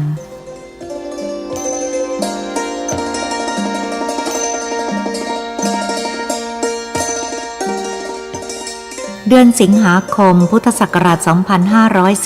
2541 หน้าที่ 101 ถึง 115 อย่าเก็บความเลวของผู้อื่นมาเพิ่มให้กับจิตของตนเองการไม่ปรุงแต่งธรรมคือธรรมที่แท้จริงเป็นธรรมที่ไม่มีอุปทานคืออัพยากฤิตสังโยชน์เหลือมากเท่าไรยังห่วงกายมากเท่านั้นให้ตัดด้วยกายคตาและอสุภกรรมฐานทุกข์หรือปัญหามีเหตุมาจากอุปทานขันธ์ห้าทั้งสิ้นจิตจักสงบจากไฟ3 กองได้ด้วยพรหมวิหาร4แล้วพิจารณาขันธ์ห้าตามความเป็นจริงเดือนกันยายนพุทธศักราช 2541 หน้าที่ 117 ถึง 128 ให้ดูแต่ธรรมภายในคือดูอารมณ์จิตแล้วแก้ไขอยู่เสมอด้วยหลักอริยสัจจักบรรลุมรรคผลได้ง่ายการพิจารณาร่างกายคือขันธ์ห้าต้องทำอยู่เสมอในทางสายกลางการปฏิบัติธรรมคือการวิ่งแข่งกับความตายหรือต้องไม่อิ่มไม่เบื่อในการปฏิบัติธรรมอย่าเล็งผลเลิศจากการงานที่ทำเพราะงานทุกอย่างย่อมมีการบกพร่องเป็นของธรรมดาคนยังมีกิเลสย่อมโกงเป็นธรรมดาเดือนตุลาคมพุทธศักราช 2541 หน้าที่ 129 ถึง 144 อย่ากังวลใจกับร่างกายเพราะทุกอย่างเป็นกฎของธรรมดาคือกฎของกรรมให้มองทุกอย่างว่าไม่เที่ยงเป็นทุกข์เป็นอนัตตาไปในที่สุดเมื่อจิตหมดอุปทานขันธ์ห้าเมื่อนั้นกฎของกรรมใดๆก็ไม่สามารถให้ผลกับจิตได้ในอดีตเราทำดีไว้เพียงแค่เขาโคแต่ทำชั่วไว้มากเท่าขนโคการคิดว่าสัตว์เป็นตัวกรรมนั้นถูกต้องกรรมบังคับให้มาอาศัยอยู่ในกายนั้นๆจิตจักเป็นสุขได้กายต้องเป็นสุขด้วยผู้ใดเบียดเบียนกายย่อมหาความสุขสงบใจได้ยากพระอริยเจ้าเบื้องสูงก่อนจักทิ้งขันธ์ห้าจิตเป็นสุขทุกองค์จนหน้าตาท่านผ่องใสเดือนพฤศจิกายนพุทธศักราช 2541 หน้าที่ 145 ถึง 157 นิสัยเดิมของจิตชอบเกาะเลวคือโกรธโลภหลงจักวางได้ต้องพิจารณาโทษของการเกาะเลวโดยใช้อริยสัจเป็นหลักสำคัญและจบลงที่ตัวธรรมดามรรคผลจักสำเร็จได้ด้วยความเพียรคือละชั่วทำดีทำจิตให้ผ่องใสอยู่เสมอ อย่าคิดว่าไตรลักษณ์เป็นของง่ายเพราะยังเผลอยึดวัตถุธาตุใดๆในโลกอยู่ต้องอาศัยอานาปานสติเป็นสำคัญให้ยอมรับกฎธรรมดาของร่างกายเข้าไว้แยกกายเวทนาจิตธรรมจิตอยู่ในอารมณ์สักเพียงแต่ว่ารู้สักเพียงแต่ว่าอาศัยอยู่เท่านั้นเอาความผิดพลาดหรือเผลอเป็นครูทุกอย่างเกิดที่จิตก่อนเสมอจึงต้องแก้ที่จิตด้วยอริยสัจพยายามให้จิตอยู่กับวิมุตติธรรมคือไม่ปรุงแต่งธรรมด้วยกิเลสใดๆทั้งปวงการรู้อานาปานสติเหมือนกับให้จิตพักอาหารของจิตคือธรรมที่เป็นกุศลกับอภยากฤิตพยายามฝึกจิตให้มีอภัยทานให้มากที่สุดแล้วอุปสรรคต่างๆก็จักสลายไปเดือนธันวาคมพุทธศักราช 2541 หน้าที่ 159 ถึง 132 มันตรวจสอบจิตตนเองให้อยู่ในศีลสมาธิปัญญาเป็นปกติทุกสิ่งในโลกล้วนเกิดดับเป็นธรรมดาหากยังไม่ถึงพระนิพพานปัจจัยสี่มีความสำคัญต่อชีวิตผู้รู้ย่อมให้ความสำคัญด้วยทางสายกลางโดยใช้พรหมวิหารสี่เป็นหลักสำรวมคือการระมัดระวังกายวาจาใจให้อยู่ในศีลสมาธิปัญญาอารมณ์ยึดกายตนเองเป็นสักยะทิฏฐิเป็นตัวทำให้เกิดทุกข์อย่างแท้จริงอาศัยกำลังใจและสติกำหนดรู้ก็จักรู้ลมหายใจเข้าออกได้ตลอดเวลากายคตาและอสุภะไม่ทรงตัวก็ตัดราคะกับปฏิฆะไม่ได้เหตุเพราะอ่อนบารมี10และพรหมวิหาร4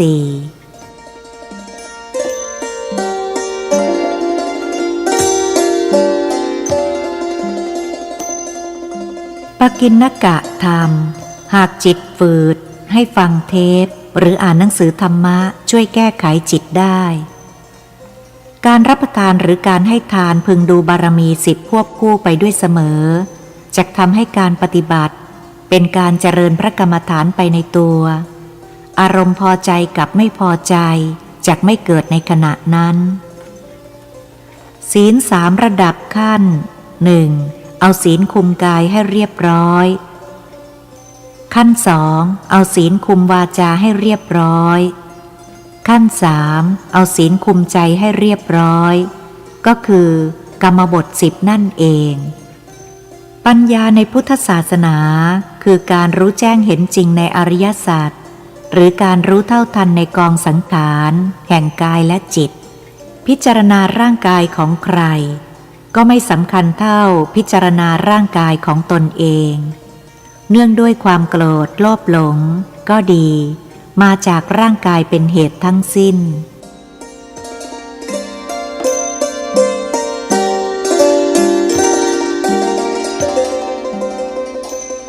ปกิณกะธรรมการพิจารณาทุกครั้งให้ลงตรงขันธ์ห้าเป็นตัวรับทุกข์แต่ก็ไม่ควรลืมต้นเหตุแห่งทุกข์คือกามตัณหาภวตัณหาวิภวตัณหาซึ่งทำให้เกิดมีขันธ์ห้าด้วยการรู้อารมณ์ตนเองอยู่เสมอทำให้พ้นทุกข์ได้จงอย่าไปสนใจจริยาของผู้อื่นอันเป็นกิเลสเพิ่มทุกข์ให้กับจิตใจตนเองทำปัจจุบันให้เป็นสุขการพิจารณาศีลสมาธิปัญญาโดยเอาสังโยชน์10เป็นเครื่องวัดอารมณ์จิตอยู่เสมอบวกกับมีบารมี10เป็นเครื่องช่วยพิจารณาจะเป็นทางเข้าถึงพระนิพพานได้ง่ายขึ้นใช้ปัญญาพิจารณาขันธ์ห้าเป็นสำคัญจึงจักวางเรื่องที่เข้ามากระทบทางกายวาจาใจได้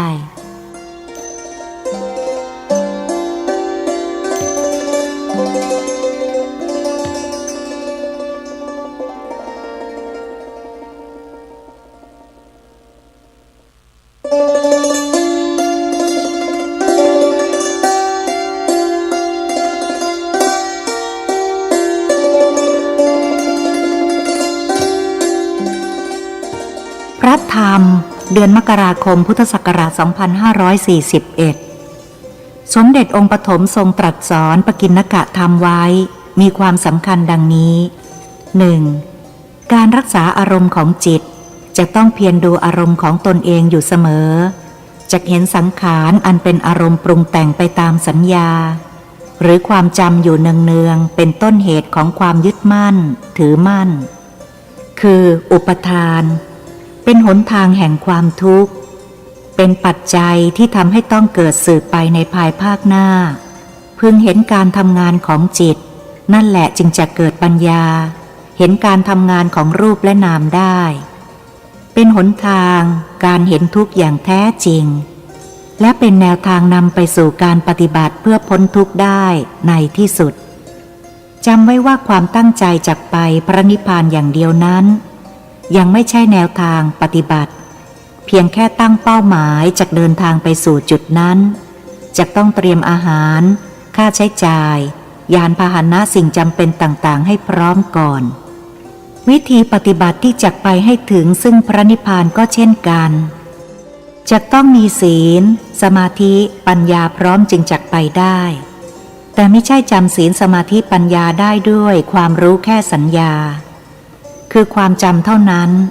รู้แค่ปริยัติแต่ยังไม่ได้ปฏิบัติจัดเป็นหนูที่ขุดรูไว้แต่ไม่ได้อยู่ต้องมีความตั้งใจมั่น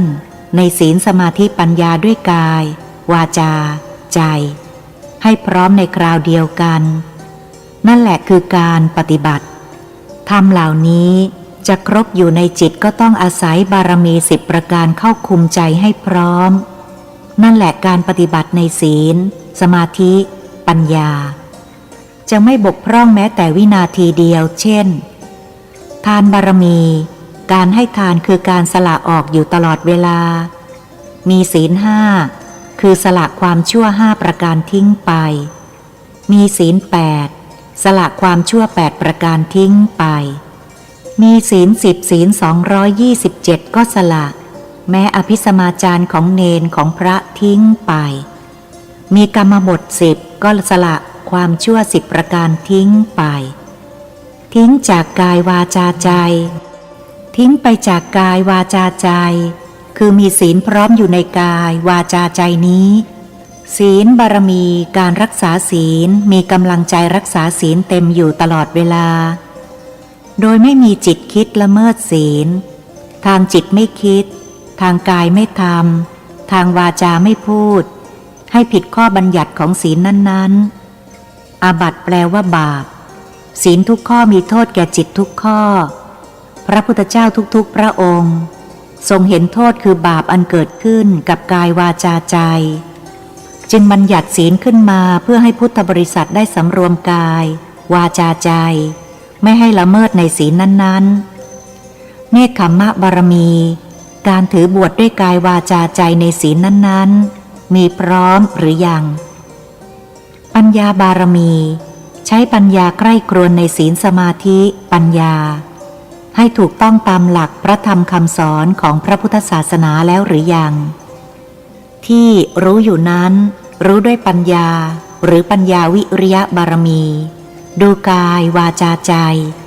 มีความเพียรในศีลสมาธิปัญญาเป็นปกติหรือเปล่า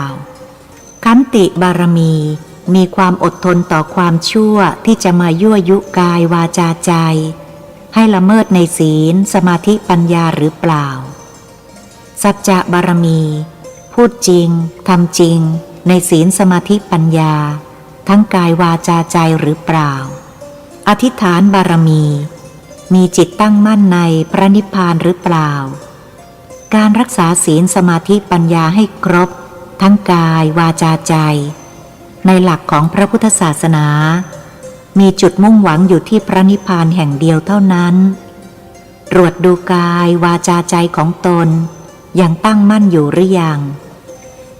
เมตตาบารมีความรักความสงสารตนเองคือจิตที่จักต้องไปตกนรกหรือขึ้นสวรรค์เวียนว่ายตายเกิดด้วยกรรมคือการกระทำของกายวาจาใจวนอยู่ในวัฏฏะสงสารเพราะละเมิดศีลสมาธิปัญญา ไม่ได้กระทำเพื่อนิพพานทำเพื่อหวังผลตอบแทนนี่เป็นการขาดเมตตาแก่ตนเองเมื่อขาดเมตตาตนเองก็ขาดเมตตาไปยังบุคคลอื่นสัตว์วัตถุธาตุต่างๆด้วย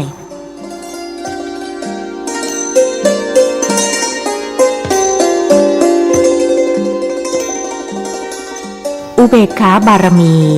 ความวางเฉยในกฎของกรรมด้วยศีลสมาธิปัญญารู้แจ้งเห็นจริงในกองสังขารทั้งปวง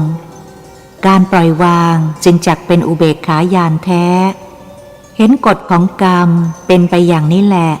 รักษาบารมี10เพียงเท่านี้ศีลสมาธิปัญญาก็พร้อมอยู่ในกายวาจาใจทุกเมื่อคนที่ปรารถนาจะไปพระนิพพานทั้งทิ้งบารมี10ไปไม่ได้เลยจงทำให้เกิดขึ้นพร้อมกันในคราวเดียวที่จิตนี้เพราะจิตเป็นใหญ่ในธรรมปัจจุบันอยู่เสมอฝึกกำลังใจให้ตั้งมั่นพร้อมอยู่ในศีลสมาธิปัญญาด้วยบารมี10ประการเป็น30ทัศน์แล้วจุดนั้นแหละเป็นแนวทางสู่พระนิพพานได้อย่างแท้จริง 2. อย่ากังวลใจในเหตุการณ์ที่จะเกิดขึ้นต่อไปในภายภาคหน้าทั้งปวงจงทำทุกอย่างให้เป็นหน้าที่จะได้ไม่มีความหนักใจพึงใช้ปัญญาพิจารณาเหตุการณ์ทั้งหลายให้เป็นอารมณ์พระกรรมฐานและอย่าท้อแท้ให้รักษาอารมณ์ของจิตให้เข้มแข็งเข้าไว้ 3. มองธรรมดาให้เห็นเป็นธรรมดาร่างกายมีสภาพไม่เที่ยงอยู่เป็นปกติและเป็นสิ่งที่ไม่สามารถจะแก้ไขให้มันเที่ยงได้การปฏิบัติจึงต้องมุ่งเอาที่จิตใจเพราะจิตของเราเป็นของเราแก้ไขได้อย่าไปแก้ที่ร่างกายซึ่งมันไม่ใช่เราไม่ใช่ของเราธรรมของกายและของจิตมันเป็นปกติอยู่อย่างนั้นการทำใจให้ยอมรับปกติธรรมของร่างกายหรือรูปนามหรือขันธ์ห้าจะต้องมีบารมี10เกาะติดเป็นกำลังใจให้สมบูรณ์จึงจักมีมรรคมีผลของการปฏิบัติธรรมได้ครบ 4. ให้เห็นความเป็นจริงของร่างกายที่มีชีวิตอยู่ทุกวันนี้เต็มไปด้วยความทุกข์อริยสัจข้อต้นทุกขสัจจะต้องมีสติกำหนดรู้จึงจักรู้จักเห็นว่ากายนี้เป็นทุกข์อยู่ตลอดเวลาเป็นปกติธรรมดาคือต้องเห็นทุกสิ่งทุกอย่างในโลกนี้เต็มไปด้วยความทุกข์เพราะมันไม่เที่ยงเกิดเสื่อมดับอยู่ตลอดเวลาเหมือนกับร่างกายจะยึดเอาอะไรเป็นที่พึ่งไม่ได้สักอย่างเดียวพิจารณาให้มากจะได้มีความเบื่อหน่ายในชีวิตแล้วที่สุดก็จักปล่อยวางทุกสิ่งทุกอย่างในโลกรวมทั้งขันธ์ห้าให้เป็นไปตามกฎของธรรมดาหรือกฎของกรรมซึ่งเป็นตัวเดียวกันจนในที่สุดก็จักทิ้งโลกทั้ง3มนุษยโลกเทวโลกพรหมโลกเพื่อมุ่งพระนิพพานจุดเดียวเท่านั้นอย่าไปเห็นอะไรในโลกว่าเต็มไปด้วยความจีรังยั่งยืนเป็นอันขาดเหนื่อยมากก็ทุกข์มากใครโง่ก็ให้เกิดมาพบกับความเหนื่อยความทุกข์อีกต่อไปใครอยากพ้นทุกข์ก็จะต้องพิจารณาตามกฎของความเป็นจริงคืออริยสัจก็จักสามารถไปพระนิพพานได้ในชาติปัจจุบัน 5. หมู่นี้ร่างกายเหนื่อยจัดการพิจารณาบทพระกรรมฐานย่อมไม่ปลอดโปร่งให้กำหนดสมถภาวนาเป็นองค์ประจ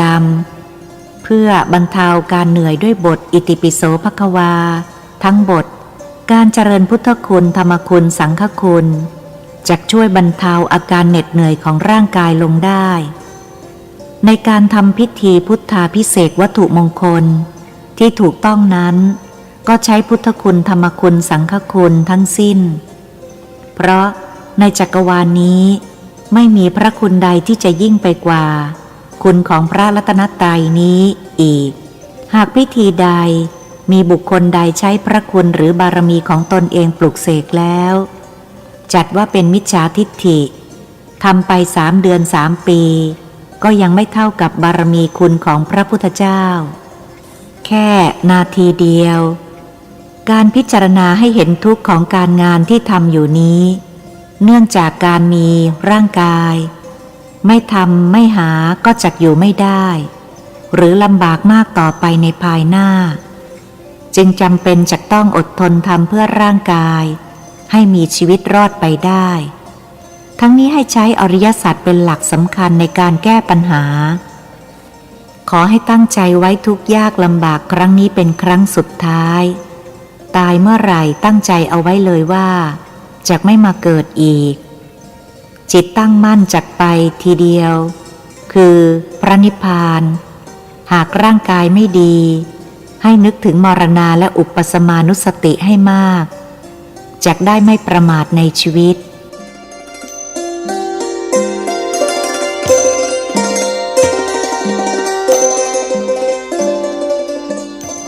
อย่ากังวลกับงานทางโลกและเหตุการณ์ใดๆของโลกซึ่งกำลังตึงเครียดข่าวร้ายใดๆเข้ามากระทบก็ให้เห็นเป็นกฎของกรรมเป็นกฎธรรมดาของโลกที่แก้ไขอะไรไม่ได้โลกมันก็เป็นของมันอยู่อย่างนี้แหละเพราะมันไม่เที่ยงเดินเข้าหาความดับเป็นอนัตตาอยู่เป็นปกติทุกยุคทุกสมัยแม้แต่ตถาคตเจ้า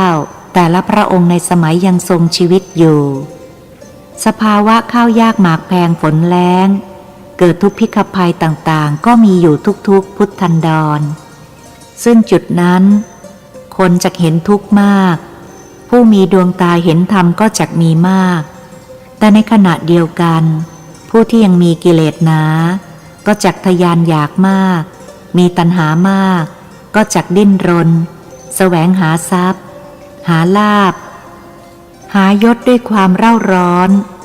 หาเท่าไหร่ก็ไม่รู้จักพอยิ่งดิ้นรนมากเท่าไหร่ก็ยิ่งทุกข์มากเท่านั้นเพราะเขาไม่เห็นทุกข์ทั้งที่ตายไปเขาก็จะเอาอะไรไปไม่ได้เพราะมันเป็นสมบัติของโลกซึ่งไม่มีใครสามารถจักเอาไปได้เพราะความโลภโกรธหลงเต็มจิตใจติดกายอยู่จนกระทั่งวันตายยกเว้นพวกมีบารมีธรรมสูงบารมี10 ประการมีปัญญารู้ธรรมของโลกและธรรมพ้นโลกคือศีลสมาธิปัญญาทานศีลภาวนาช่วยตัดอารมณ์โลภโกรธหลงได้ตามลำดับจนดับสนิทเป็นสมุจเฉทประหารก็จะเอาสมบัติของโลกซึ่งเอาไปไม่ได้แต่หากเชื่อและปฏิบัติตามพระธรรมคำสั่งสอนของพระพุทธองค์ในเรื่องทานบารมีจากกำลังใจมีบารมีต้นๆหยาบๆแล้วเจริญเป็นขั้นกลางและอุปบารมีและปรมัตถบารมีตามลำดับก็จะสามารถจักเอาสมบัติของโลกคือโลกียทรัพย์ไปเป็นอริยทรัพย์คือโลกุตระทรัพย์ทำทานเพื่อตัดความโลภจนชินกลายเป็นจาคะเป็นจาคานุสติในทานมีปัญญาเห็นความละเอียดของทานจากทาสทานสหายทานสามีทานตามกำลังเป็นสังฆทานวิหารทานธรรมทานภายนอกธรรมทานภายในแล้วจบลงที่อภัยทานหากทำได้ทรงตัวสังขารุปเปกขายานก็เกิดขึ้นทรงตัวก็จบกิจในพุทธศาสนาผมไม่ขอเขียนรายละเอียดเพราะทำในพุทธศาสนาเป็นปัจจตังถึงแล้วจึงจะรู้ได้เองเฉพาะตนของใครของมันกรรมใครกรรมมันอธิบายเท่าไรก็ไม่มีทางรู้จริงได้ทุกอย่างล้วนมีระดับจากหยาบกลางละเอียดเหมือนกับอารมณ์ของพระโสดาบันมี3 ระดับนั่นแหละแม้ตัวผมเองก็ต้องรู้ว่าตนเองปฏิบัติได้แค่ไหนยังเหลืออยู่เท่าไรก็ต้องรู้ 7. สถานการณ์ของโลกยิ่งร้อนแรงขึ้นทุกวันก็ต้องอดทนใช้บารมี10ช่วยเพิ่มกำลังใจให้เต็มอยู่เสมอพิจารณาให้เห็นทุกข์ตามหลักของอริยสัจก็จักมีดวงตาเห็นธรรมได้มากขึ้นทุกอย่างให้พิจารณาลงที่ตัวธรรมดาเข้าไว้จักไม่พลาดเป้าหมาย คือทุกสิ่งทุกอย่างมุ่งทำเพื่อพระนิพพานจุดเดียวจงอย่าประมาทในชีวิตเพราะความตายย่อมมีอยู่ทุกลมหายใจเข้าออกปฏิบัติเพื่อตัดกิเลสให้ลดน้อยลงอารมณ์โลภโกรธหลงโดยใช้สังโยชน์10เป็นเครื่องวัดใจแต่ทางลัดก็จงอย่าทิ้งรู้ลมรู้ตายรู้นิพพานทุกข์เสียให้พอต่อไปจะไม่ต้องกลับมาทุกข์อย่างนี้อีกอย่าละความเพียรหรือท้อแท้เสียอย่างเดียวเพราะเป็นชาติสุดท้ายแล้วทำอะไรก็อย่าหวังผลตอบแทนทำเพื่อพระพุทธศาสนาและพระนิพพานจุดเดียวเท่านั้นเป็นพอ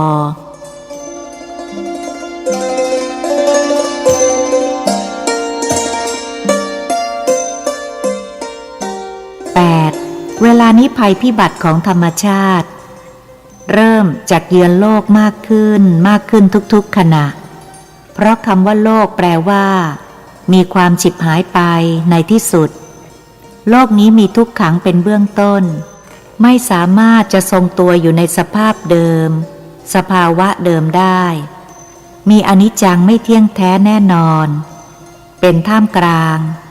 มีความเป็นอนัตตาไปในที่สุดสลายตัวไปจากสภาวะหนึ่งไปสู่อีกสภาวะหนึ่งเช่นวันนี้กินอาหารเข้าไปทางปากพรุ่งนี้ก็กลายเป็นขี้สีเหลืองเหมือนกันหมดแยกไม่ออกว่าของเดิมมันเป็นอะไรบ้างจิตจักได้เห็นความจริงของโลกให้มากทั้งโลกภายนอกและโลกภายในคือขันธโลกหรือร่างกายหรือขันธ์ห้าเมื่อเห็นความจริงแล้วจิตจักได้มีความเบื่อโลกไม่ต้องการเกิดมาในโลกนี้อีกเพราะจิตจักเห็นทุกข์ของการดำรงชีวิตอยู่ในโลกมากขึ้นในขณะเดียวกันจิตเมื่อรู้ความจริงแล้วว่าทุกสิ่งทุกอย่างในโลกนี้ล้วนไม่เที่ยงอนิจจาวัฏสังขาราแต่อุปทานตัวยึดมั่นถือมั่นมันคิดว่าเที่ยงทุกเกิดขึ้นกับจิตเพราะเหตุนี้อุปทาวยมะธัมมิโนหากวางอุปทานตัวยึดถือมั่นลงได้จิตก็จักพ้นจากความทุกข์อุปัชชิตวานิรุชชันติการไม่เกิดมามีร่างกายขันธ์ห้าอีกจึงเป็นยอดของความสุขหรือพระนิพพานเป็นยอดความสุขเตสังวูปัสสโมสุโข 9. เรื่องเหล่านี้ไม่ใช่พูดให้กลัวแต่พูดเพื่อให้ระมัดระวังถ้าหากมีเหตุการณ์เลวร้ายต่างๆเกิดขึ้นจะได้มีสติสัมปชัญญะทรงตัวรับรู้และสามารถแก้เหตุการณ์ต่างๆที่เกิดขึ้นเฉพาะหน้าได้ดีกว่าอยู่อย่างไม่รู้หรือรู้แล้วไม่เตรียมเอาอะไรไว้เลยก็เป็นการประมาทอย่างยิ่งเช่นกันในกรณีตระเตรียมเครื่องอุปโภคบริโภคเพื่อสู้วิกฤตการณ์ของโลกนั้นจงอย่าเสียดายเงินเพราะเงินทองแทบจะไม่มีความหมายเพราะข้าวของจะมีราคาสูงขึ้นมากและแทบจะหาซื้อไม่ได้การเกิดมามีร่างกายในโลกใบนี้จะต้องทนได้ทุกกรณีให้เห็นเป็นธรรมดาของโลกให้มากจะได้เบื่อหน่ายแล้วเข็ดจนไม่อยากจะกลับมาสู่กับโลกที่ไม่เที่ยงและเต็มไปด้วยความทุกข์มีความสลายตัวไปในที่สุดอย่างนี้อีก 10. จงเป็นคนทำงานอย่าทำตัวเป็นคนแบกงานเพราะงานทางโลกไม่มีใครทำได้สำเร็จสมบูรณ์หมดหรอกทำแต่พอดีในทางสายกลางใช้ปัญญาให้มากใช้สัญญาพอควร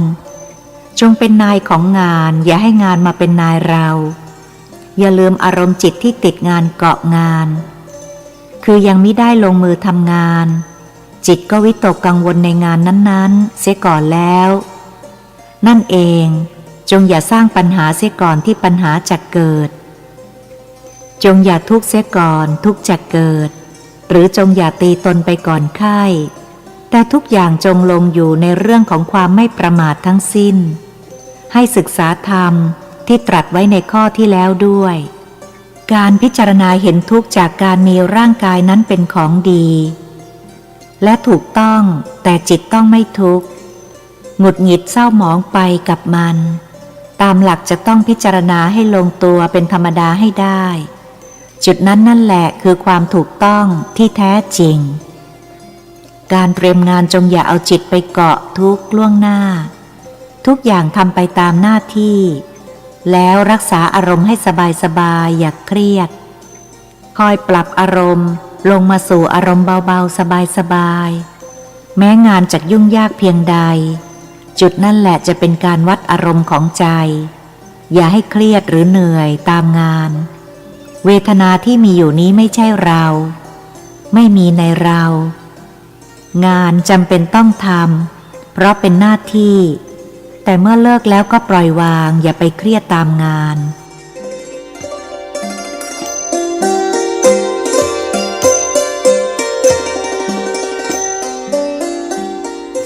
12คุณหมอเองก็เช่นกัน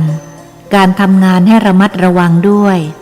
เพราะร่างกายแก่ตัวลงไปทุกวันอย่าคิดแต่ประหยัดอย่างเดียว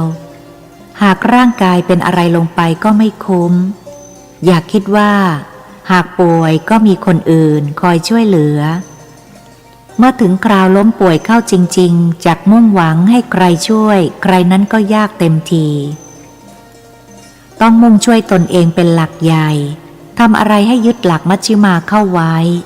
แล้วจะมีความพอดีหมดทุกอย่างไม่ว่าทางโลกหรือว่าทางธรรมเวลากายเหนื่อยจากการทำงานเมื่อพักหมั่นทำจิตให้สงบมากที่สุดจุดนั้นจิตจักได้พักร่างกายก็จักหายเหนื่อยได้เร็ว13วัดท่าซุงนั้นอยู่ได้ถึง 5,000 ปีแต่ความเจริญหรือความเสื่อมนั้นย่อมมีเป็นของธรรมดาในอดีตวัดท่าซุงก็เป็นอย่างนี้มาตลอดเสื่อมบ้างเจริญบ้างธรรมดาของวัดก็เป็นอย่างนี้เองจงพิจารณาให้เห็นโทษของจิตที่เกาะติดโลกและขันธโลกมองหาความจริงของโลกให้พบโลกนี้ไม่เที่ยงโลกนี้เป็นทุกข์โลกนี้มีความสลายตัวไปในที่สุด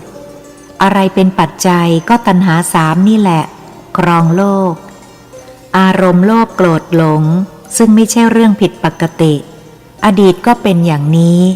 ปัจจุบันก็เป็นอย่างนี้อนาคตก็เป็นอย่างนี้โลกหาได้เป็นอื่นไปไม่ให้พิจารณาจิตที่โลภว่าโลภทำไมโลภเพื่ออะไรทั้งที่รู้อยู่ว่าตายแล้วเอาสมบัติของโลกไปไม่ได้จิตที่โกรธก็เช่นกันโกรธทำไมโกรธเพื่ออะไรมีคุณหรือมีโทษในความโกรธนั้นจิตมีความหลงก็เช่นกันหลงทำไมหลงเพื่ออะไรมีคุณหรือมีโทษในความหลงนั้นถ้ารักจะเป็นผู้ปฏิบัติธรรมเพื่อมรรคผลนิพพานจะต้องเป็นผู้สอบสวนอารมณ์จิตของตนเองไว้เสมอจิตของคนอื่นช่างมัน14อย่าสนใจกับความชั่วของบุคคลอื่นจะทำให้จิตเศร้าหมองขาดทุนทุกครั้งที่เผลอจงอย่าเอาความชั่วของเขามาใส่ใจเราแม้จะทำได้ยากก็จริงก็ต้องอดทนทำให้ได้เพราะเป็นชาติสุดท้ายแล้วกรรมใดที่เราไม่เคยก่อไว้วิบากกรรมนั้นๆจะเกิดกับเรานั้นย่อมเป็นไปไม่ได้เพราะกฎของกรรมนั้นเที่ยงเสมอและให้ผลไม่ผิดตัวด้วยจำไว้จงอย่าไปชั่วตามเขาให้รักษาอารมณ์อุเบกขาให้จงหนักอย่าไปปรุงแต่งธรรมให้เห็นธรรมดาของโลกคนไม่มีศีลก็เป็นธรรมดาของเขาเช่นในพุทธันดรนี้อย่างพระเทวทัตนางมาคันธิยานางจินจมานวิกาเป็นต้นคนเหล่านี้ไม่มีศีลให้เอาพวกนี้เป็นตัวอย่างคนไม่มีศีลการพ้นทุกข์ไม่ใช่พ้นที่คนนอกจะต้องพ้นที่จิตของเราเท่านั้นหมั่นทำกำลังใจให้เต็มอย่าคิดไปแก้บุคคลอื่นให้แก้จิตของตนเองเป็นสำคัญ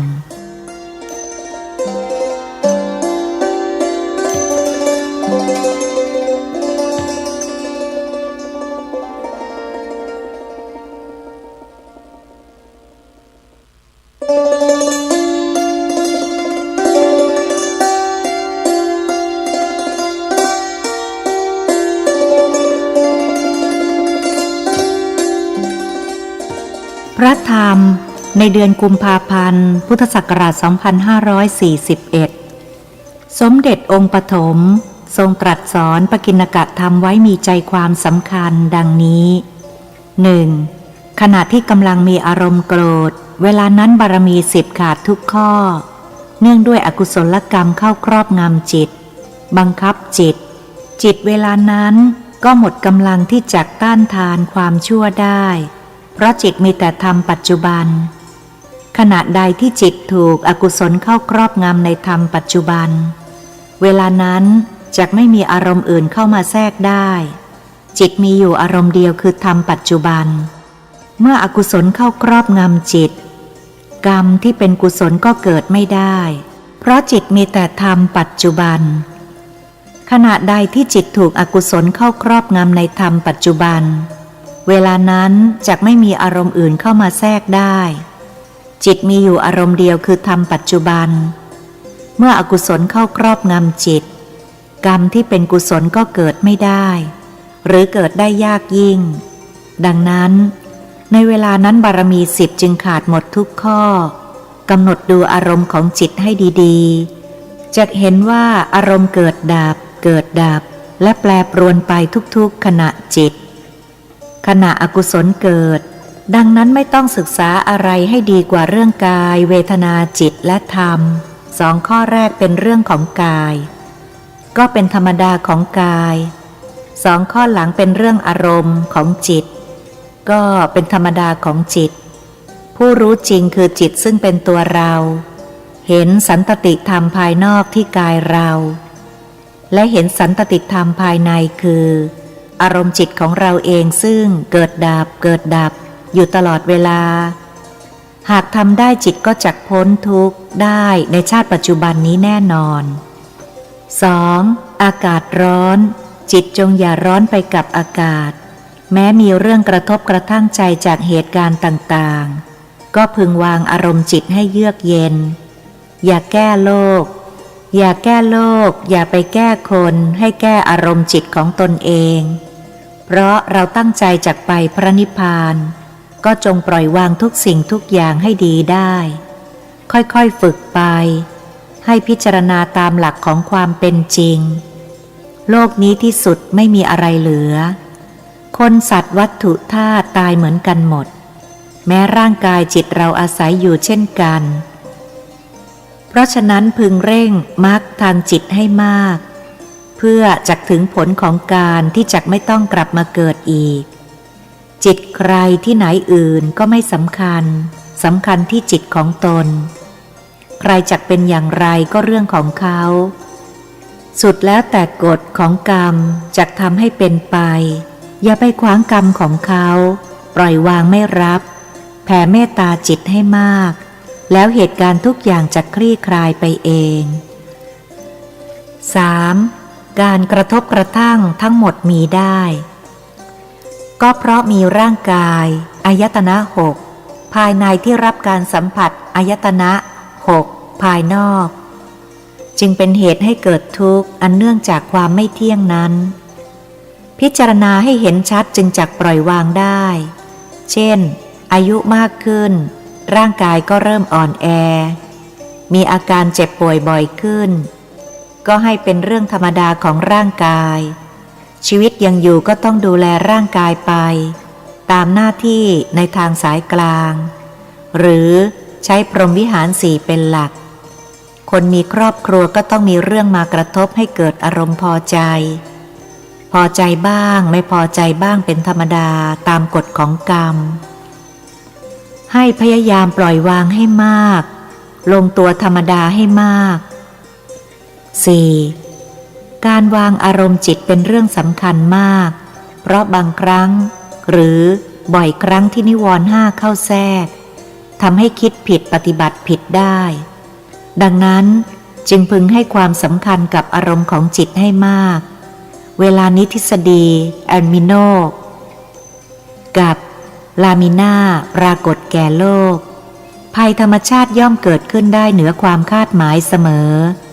การตายหมู่จึงมีขึ้นได้หลายรูปแบบจากดินถล่มแผ่นดินไหวน้ำท่วมฉับพลัน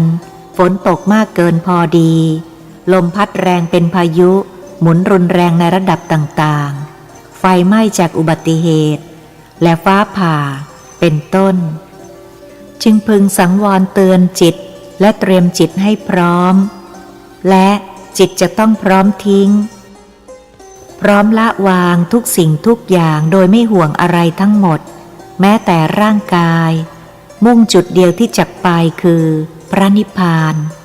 จุดนี้จะต้องทำให้ได้ในขณะจิตเดียวให้ซ้อมจิตปล่อยวางทุกสิ่งทุกอย่างโดยไม่ห่วงอะไรทั้งหมดมุ่งสู่พระนิพพานจุดเดียวเท่านั้นพึงหมั่นทำดูถ้าไม่ไหวก็พิจารณาศีลข้อไหนพร่องบ้างสมาธิจิตตรงไหนพร่องบ้าง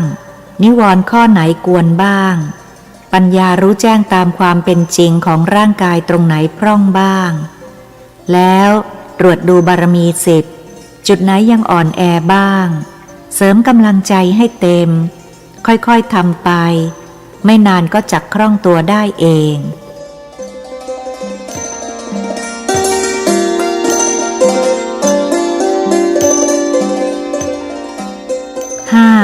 พระอรหันต์เข้าเป็นกันก่อนตายมิใช่ตายแล้วจึงเป็นดังนั้นจึงอย่าเพิ่งคิดว่าตายก็ช่างมันผู้ที่จะคิดเช่นนี้ได้ก็เมื่อผู้นั้นเข้าถึงพระอรหัตผลแล้วคืออยู่กับตายมีผลทรงตัวแล้วแม้พระอรหันต์เองเมื่อจบกิจแล้วท่านก็ดูแลร่างกายเป็นอย่างดีเพื่อเป็นการบรรเทาทุกขเวทนาเป็นการทำตามหน้าที่ตายแล้วหรือถึงที่ตายตรงนั้นแหละช่างมันไม่ใช่จิตยังไปไม่ถึงแล้วคิดว่าตายก็ช่างมันพิจารณาจุดนี้ให้ดีจะได้ไม่สำคัญผิดดังนั้นจงอย่าประมาทในความตายถ้ากฎของกรรมเข้าแทรกเวลาร่างกายเจ็บป่วยมันเอาทั้งนั้นไม่เคยยกเว้นให้ใครเลยแม้แต่พระตถาคตเจ้าทุกๆพระองค์ก็ยังป่วยจึงต้องรักษาเยียวยาร่างกายไว้ให้ดีเพราะหากจิตยังไม่ถึงอรหัตผลเพียงใดคำว่าประมาทในความตายไม่พึงมีในใจเพราะร่างกายนี้ยังคงอยู่ก็พึงเร่งรีบมรรคผลให้ถึงที่สุดก่อนที่ร่างกายนี้จักพังลงไป 6. งานมาฆบูชาจะมีการเวียนเทียนเพื่อบูชาพระรัตนตรัยเป็นวันสำคัญวันหนึ่งในบวรพุทธศาสนาเนื่องจากเป็นวันแสดงโอวาทปาติโมกข์และเป็นวันปลงอายุสังขารของพระตถาคตเจ้าทุกๆพระองค์ด้วยเหล่านี้พึงทำทักษิณาวัตรเป็นการเคารพบูชาอย่างยิ่งแล้วสำรวจกายวาจาใจของตนเองว่าได้ทำตามพระธรรมคำสอนของพระตถาคตเจ้าได้ครบถ้วนหรือยังอย่าไปสนใจกับจริยาของผู้อื่นเพราะการพ้นทุกข์จะมีขึ้นได้ก็ด้วยการสำรวมกายวาจาใจของตนเองให้อยู่ในโอวาทปาติโมกข์นั้น 7. ให้คุณหมอแนะนำทุกคนให้นึกถึงคำสอนของท่านฤาษี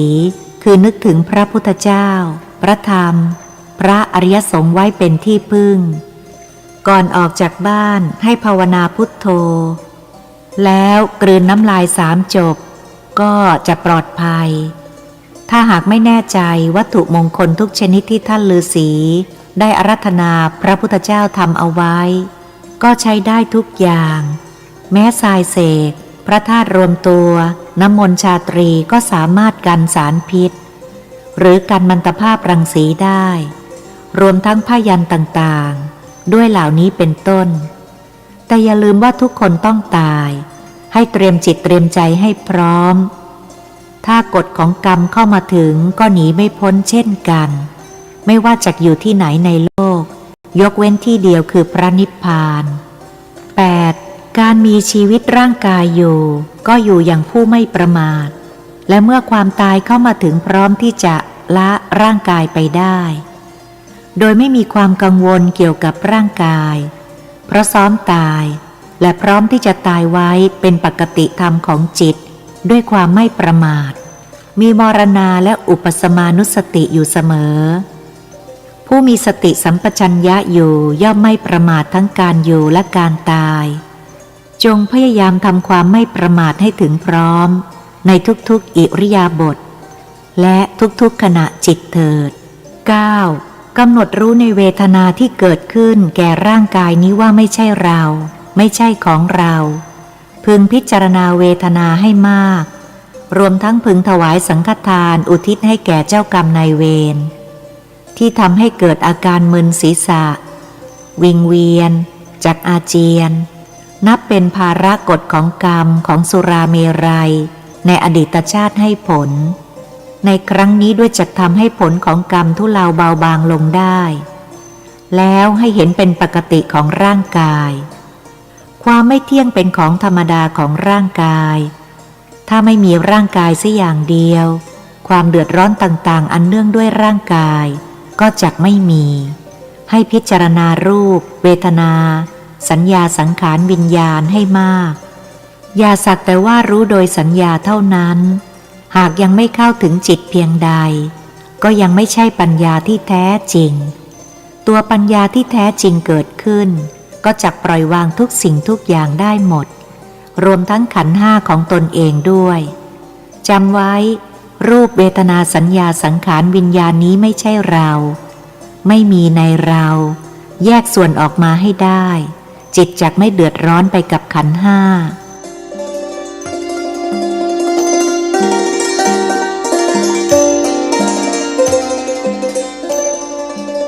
10. การถูกลอบทำร้ายด้วยคุณไสยให้ถือว่าเป็นเรื่องธรรมดาไม่ใช่ศัตรูส่วนตัวหรอกอย่าไปโกรธแค้นใครเขาเลยขอจงอย่าประมาทก็แล้วกันเพราะพวกเจ้าทำงานกับพระพุทธศาสนาให้ตั้งอภัยทานและอโหสิกรรมเอาไว้ในจิตคิดเอาไว้เสมอว่าเราจะไม่เป็นศัตรูกับใครให้แผ่เมตตาเอาไว้เสมอจิตจะได้เยือกเย็นมีความสุขให้จดจำอารมณ์พระอรหันต์เข้าไว้ท่านมีความสุขเป็นปรมัตถ์แม้เหตุการณ์ที่เข้ามากระทบทางร่างกายจะเป็นอย่างไรก็ตามเช่นพระโมคคัลลาเป็นต้นจิตของท่านหาได้หวั่นไหวไปกับเหตุการณ์ทั้งหลายไม่การมีชีวิตอยู่ก็ต้องต่อสู้กับอุปสรรคทั้งหลายทั้งปวงอย่างนี้แหละอย่าคิดว่าจักอยู่ได้โดยสมความปรารถนาหมดทุกอย่างไม่มีอันใดเข้ามาเป็นอุปสรรคเลยถ้าคิดเช่นนั้นก็เป็นการหลงผิดเพราะการมีร่างกายย่อมมีความปรารถนาไม่สมหวังเป็นของธรรมดานี่เป็นอริยสัจของชีวิตที่มีร่างกายดำรงอยู่นี้ 11. กฎของกรรมนั้นเที่ยงเสมอถึงที่ตายก็ตายไม่ถึงที่ตายก็ไม่ตายเมื่อรู้แล้วจงมองทุกอย่างให้เป็นธรรมดาเสียให้หมดจิตก็จักได้ปล่อยวางร่างกายลงไปอย่าทิ้งการพิจารณาร่างกายและความตายเพื่อมุ่งตัดอุปทานขันธ์ห้าอันจักเป็นหนทางนำจิตเข้าสู่พระนิพพานได้จุดนี้อย่าคิดว่าใครจะช่วยเราได้ทุกคนจะต้องช่วยตัวเองในวินาทีสุดท้ายทั้งนั้นยกเว้นพระอรหันต์ท่านยังมีชีวิตอยู่ได้เมื่อตัดกิเลสได้หมดในความเป็นพระคือสมณวิสัยท่านอยู่เพื่อประโยชน์ในการเผยแพร่พระพุทธศาสนาท่านรู้อยู่ขันธ์ห้านี้ไม่มีในท่านอุปทานขันธ์ห้าท่านปล่อยวางไปสิ้นแล้วสำหรับพวกเจ้าหากเวทนารบกวนหนักก็พึงพิจารณาและภาวนาให้มากมุ่งกำหนดรู้ในเวทนานั้นไม่ใช่เราภาวนาไปไม่ไหวก็ให้พิจารณาพิจารณาไปไม่ไหวก็ให้ภาวนาสลับกันไปสลับกันมาจิตทรงตัวได้บ้างไม่ได้บ้างก็ให้ถือว่าเป็นของธรรมดาให้พยายามเอาสติสัมปชัญญะกำหนดรู้เข้าไว้ค่อยๆทำไปแล้วจะถึงคำว่าต่อเนื่องขึ้นมาในจิตได้เองถ้าไม่ขี้เกียจเสียก่อนจุดนี้เป็นอุปสรรคใหญ่ที่จะต้องต่อสู้กับอารมณ์ของจิตจะต้องพยายามแก้ไขให้ได้มิฉะนั้นปฏิบัติทำไปก็จักไม่มีผล 12. ให้ติดตามดูสภาวะของร่างกายที่ไม่เที่ยงอยู่นี้ให้เป็นปกติ จิตจะได้เย็นไม่ร้อนไปกับความไม่เที่ยงแปรปรวนของร่างกายนี้โดยอาศัยหลักของมหาสติปัฏฐานสี่มีสติกำหนดรู้อยู่กับธรรมสี่ประการแยกกายเวทนาจิตธรรมซึ่งไม่เที่ยงเกิดแล้วดับเกิดแล้วดับอยู่อย่างนั้นเป็นปกติธรรมจิตคือตัวเราไปกำหนดรู้เห็นธรรมทั้งสี่ตัวนั้นเกิดดับเกิดดับอยู่ว่ามันไม่ใช่เรามันไม่มีในเรามันแค่เป็นสภาวะธรรมที่เกิดเกิดดับดับอยู่อย่างนั้นเองไม่ใช่เรื่องอะไรของเราจิตรับรู้ความเป็นจริงแล้วไม่ปรุงแต่งธรรมนั้นต่อเห็นเป็นธรรมดามันเป็นเรื่องของเขาไม่ใช่เรื่องของเรานี้เป็นธรรมภายในคือธรรมของร่างกายที่แปรปรวนไม่เที่ยงอยู่นี้ส่วนธรรมภายนอกคือเหตุการณ์ต่างๆที่เข้ามากระทบก็จงเห็นเขาเกิดได้เขาก็ดับไปเกิดดับเกิดดับมันก็เป็นเรื่องของเขาจิตอย่าไปยึดสิ่งกระทบให้เป็นที่เร่าร้อนปล่อยวางเหตุการณ์ทั้งหมดไปตามกรรมจักทำอะไรก็ให้ใจเย็นๆจึงจักเห็นผลดีไม่ว่าจะเป็นงานทางโลกหรือทางธรรมใจเย็นมีความรอบคอบใจร้อนงานไม่เรียบร้อยขาดความรอบคอบงานใดไม่แน่ใจ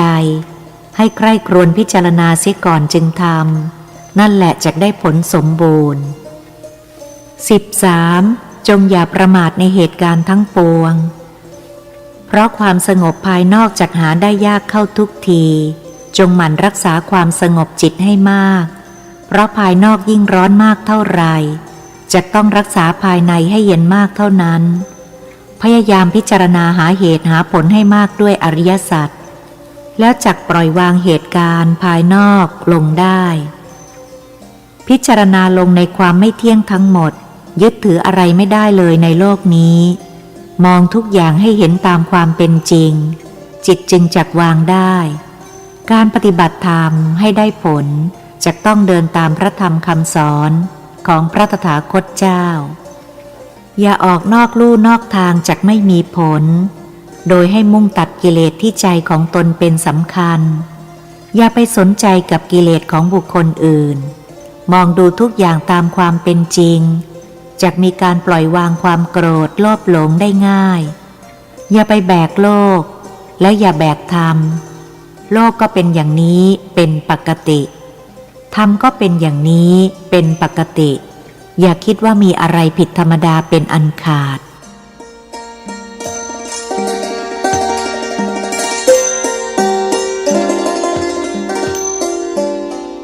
ปกิณณกะธรรมอย่าหนีความโกรธเพราะเป็นกิเลสที่ต้องละด้วยสมถะและวิปัสสนากสิณสี่และพรหมวิหารสี่ให้คิดว่าคือครูทดสอบอารมณ์จิตจึงต้องแก้ที่จิตตนอย่าไปแก้ที่บุคคลอื่นพุทธานุสติอย่าทิ้งไปจากจิตเมื่อรู้ตัวว่าอารมณ์โทสะจริตยังเด่นอยู่จงอย่าทิ้งพระอย่าไปไหนคนเดียวอย่าอยู่คนเดียวให้อยู่กับพระพระอรหันตุทุกองค์ท่านยังไม่ทิ้งพระแล้วเราเป็นใครคำว่ารักไม่ใช่เพียงแต่หนุ่มสาวให้ดูอารมณ์เกาะติดในรูปรสกลิ่นเสียงสัมผัสธรรมารมณ์ด้วยคือให้สำรวมอายตนะทั้ง6ประตูทั้ง6ด้วยจึงจักวางอารมณ์เกาะติดลงได้ที่ยุ่งยากกายใจอยู่ทุกวันนี้เนื่องด้วยอุปทานขันธ์ห้าเป็นต้นเหตุทั้งสิ้น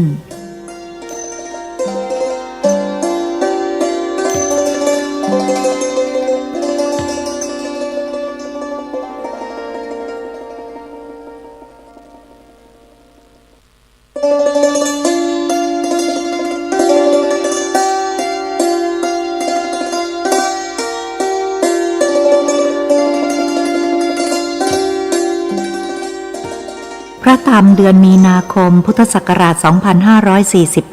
2541 สมเด็จองค์ปฐม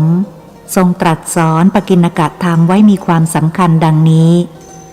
1. เรื่องทุกเรื่องในโลกล้วนแล้วแต่เป็นกฎของกรรมทั้งสิ้นจงอย่าวิตกให้เกินกว่าเหตุสิ่งที่ตถาคตบอกให้พวกเจ้ารู้แล้ว พึงวางเฉยกับเรื่องราวทั้งหมดอย่าตีตนไปก่อนไข้อะไรมันจะเกิดมันก็ต้องเกิดเพราะเป็นกฎของกรรมอันฝืนไม่ได้อันเลี่ยงไม่ได้ไม่ควรที่จะกังวลให้หมั่นดูแลรักษาจิตของตนเองเอาไว้ดีกว่า 2. เรื่องของการพ้นทุกข์อยู่ที่จิตไม่ใช่เรื่องของร่างกายเพราะหากร่างกายนี้ไม่มีจิตอยู่แล้วก็ไม่มีความรู้สึกแต่อย่างใดให้พิจารณาจุดนี้ให้ดีๆแล้วจึงจักวางอารมณ์ลงได้ด้วยเห็นกฎของความเป็นจริงและจงอย่าฝืนใจใครให้วางกรรมใครกรรมมันให้จงหนักเมตตาได้เฉพาะคนที่ควรจักเมตตาเท่านั้นและควรมีกำหนดขอบเขตของความเมตตาด้วยมิใช่เมตตาจนเป็นที่เบียดเบียนตนเองถ้าทำอันใดไปแล้วคิดว่าเป็นเมตตาแต่สร้างความหนักใจและทุกข์ใจให้กับตนเองจุดนั้นไม่ใช่เมตตาจับทางปฏิบัติให้ถูกและจักถึงมรรคถึงผลได้ง่าย 3. ไม่ว่าอะไรจะเกิดขึ้นก็ไม่พ้นกฎของธรรมดาไปได้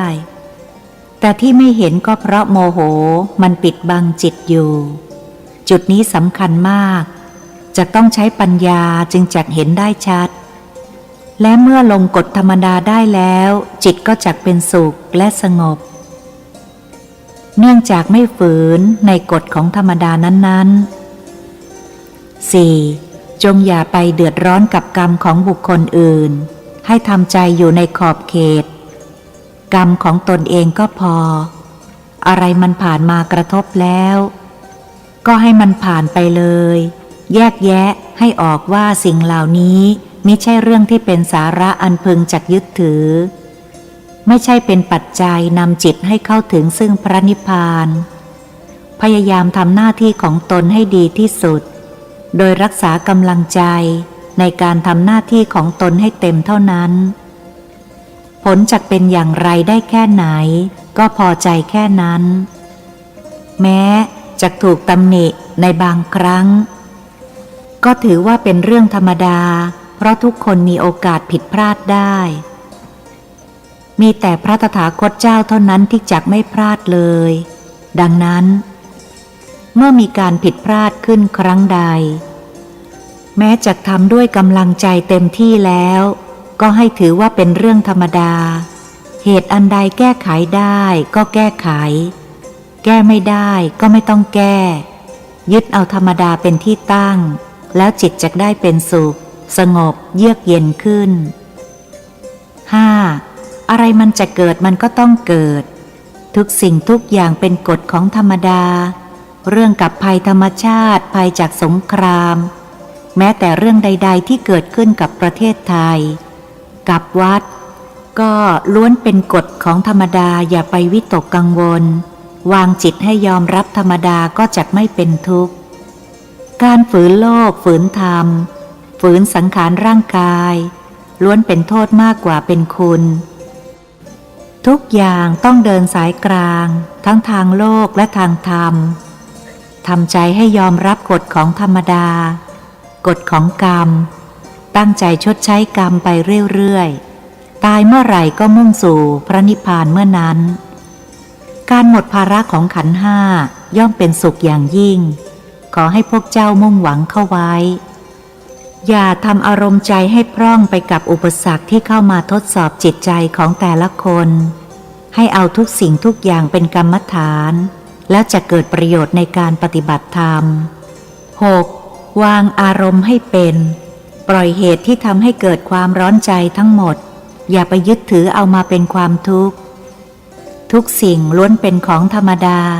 พิจารณาด้วยปัญญาเข้าสู่มรรคผลอย่าให้เป็นโทษทำภายนอกอย่าไปแก้แม้ร่างกายตนเองก็แก้ไม่ได้ให้ปล่อยวางไปตามกฎของธรรมดาให้แก้ทำภายในจิตใจของตนเท่านั้นทุกสิ่งในโลกไม่เที่ยงยึดถืออะไรเป็นที่พึ่งไม่ได้เช่นปล่อยวางรูปเวทนาสัญญาสังขารวิญญาณวางกายเวทนาจิตธรรมซึ่งไม่เที่ยงเกิดดับอยู่เป็นธรรมดาวางอุปทานขันธ์ห้า วางอารมณ์โลภโกรธหลงจุดนี้ไม่มีใครช่วยใครได้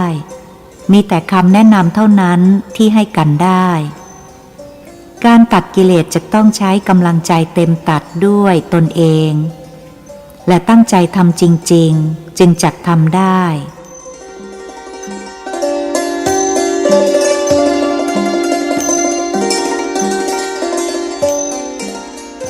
7. การกระทำทุกอย่างให้พิจารณาว่าทำเพื่อความพ้นทุกข์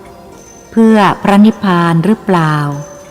อย่าทำด้วยอารมณ์อยากทำอย่างเดียวจุดนั้นเป็นความเร่าร้อนของจิตเป็นกิเลสเป็นตัณหาผิดหลักของการปฏิบัติธรรมเพื่อพระนิพพานอย่าลืมจักละกิเลสจะต้องรู้จักหน้าตาของกิเลสด้วยเช่นจักละรูปรสกลิ่นเสียงสัมผัสธรรมารมณ์ก็ให้รู้จักมันด้วยหรือจักละรูปเวทนาสัญญาสังขารวิญญาณก็ต้องให้รู้จักด้วยรู้แค่สัญญาละไม่ได้ต้องรู้ด้วยปัญญาจึงจะละได้ 8. การพิจารณามรณาและอุปสมานุสติไว้เสมอยังจิตให้เข้าถึงพระนิพพานได้ง่ายและหากจับกองที่ถูกกับจริตนิสัยและกรรมของตนเองมาพิจารณาแล้ว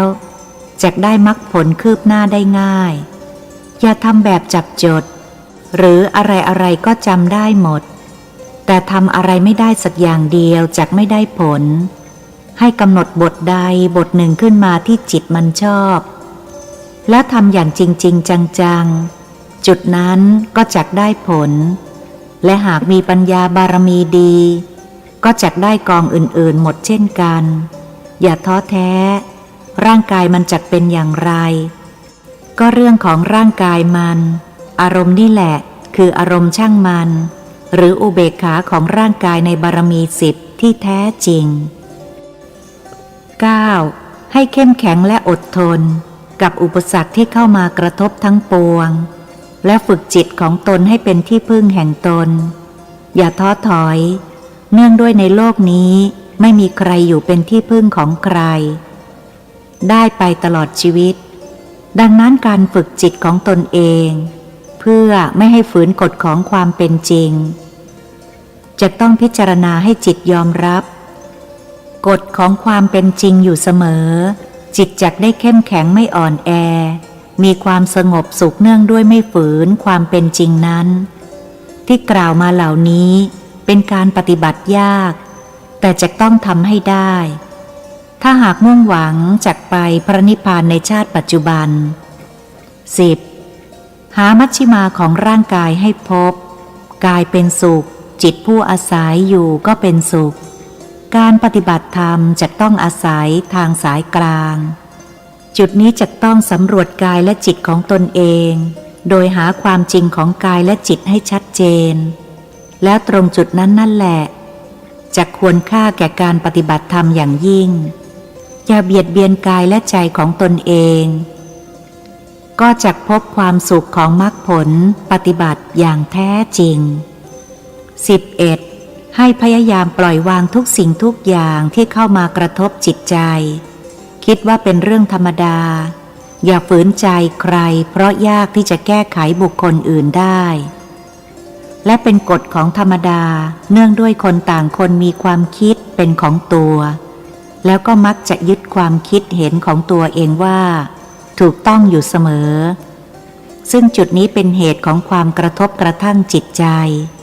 แล้วก็เป็นการยึดมั่นถือมั่นในอัตตาคือสังขารปรุงแต่งว่าเป็นเราเป็นของเราซึ่งเป็นกิเลสตัณหาและอุปทานอกุศลกรรมอันจิตของเราสร้างขึ้นพิจารณาให้รอบคอบแล้ว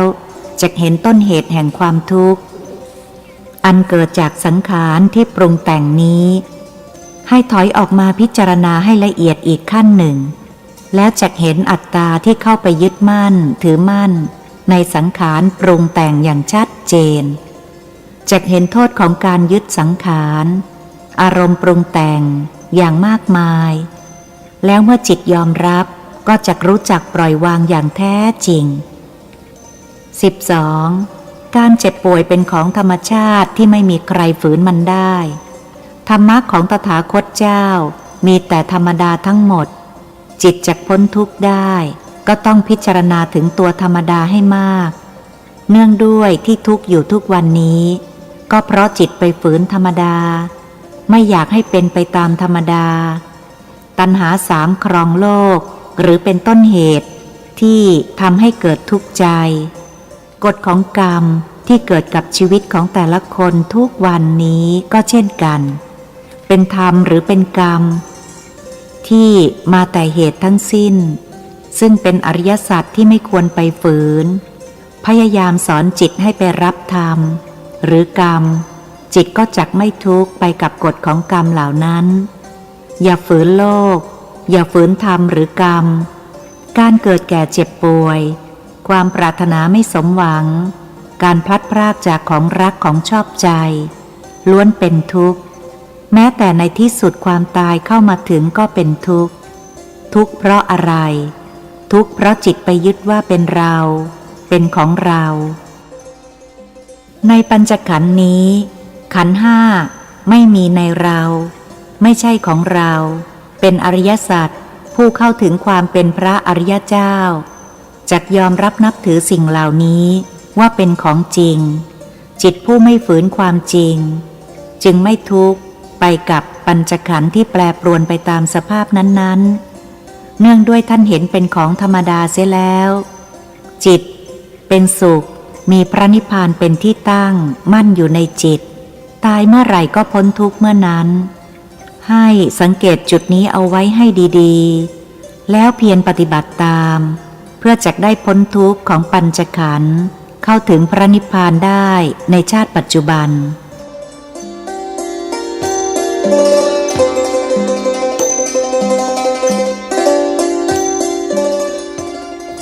13. ร่างกายของใครก็ไม่สำคัญเท่ากับร่างกายของตนเองให้พิจารณาร่างกายของตนเองเป็นหลักใหญ่จักได้รู้ความจริงของร่างกายแล้วจักเห็นชัดว่าความโลภโกรธหลงทั้งหลายที่เกิดขึ้นก็เนื่องจากการมีร่างกายนี้ค่อยๆพิจารณาให้เห็นอย่างชัดเจนและจักผ่อนคลายการติดในร่างกายลงได้14. จงอดทนต่ออุปสรรคทั้งหลายที่เข้ามาในชีวิตย่อมมีแพ้บ้างชนะบ้างเป็นธรรมดาจงอย่ากังวลใจผิดพลาดไปบ้างก็เป็นธรรมดาจำไว้ความสุขของใจเป็นสิ่งสำคัญที่สุดร่างกายจะเป็นอย่างไรก็เป็นเรื่องธรรมดาของร่างกายห้ามไม่ให้แก่ไม่ให้ป่วยไม่ได้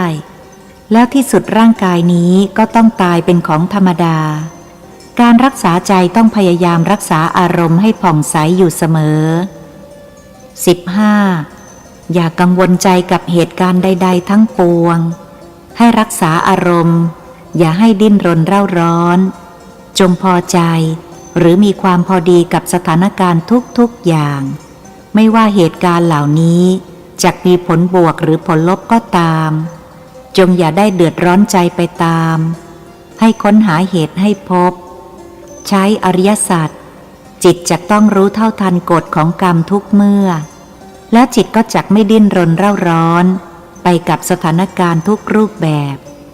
การติดตามข่าวพยากรณ์อากาศกับข่าวต่างประเทศ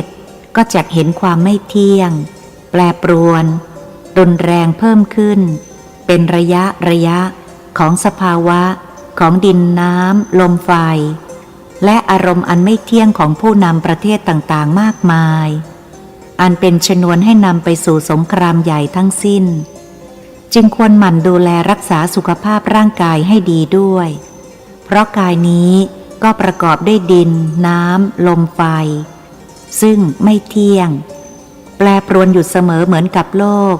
จงอย่าประมาทในชีวิตซึ่งสั้นลงทุกขณะจิตให้หมั่นซ้อมตายและพร้อมตายไว้เสมอกายพังเมื่อไหร่จิตก็พร้อมไปพระนิพพานเมื่อนั้น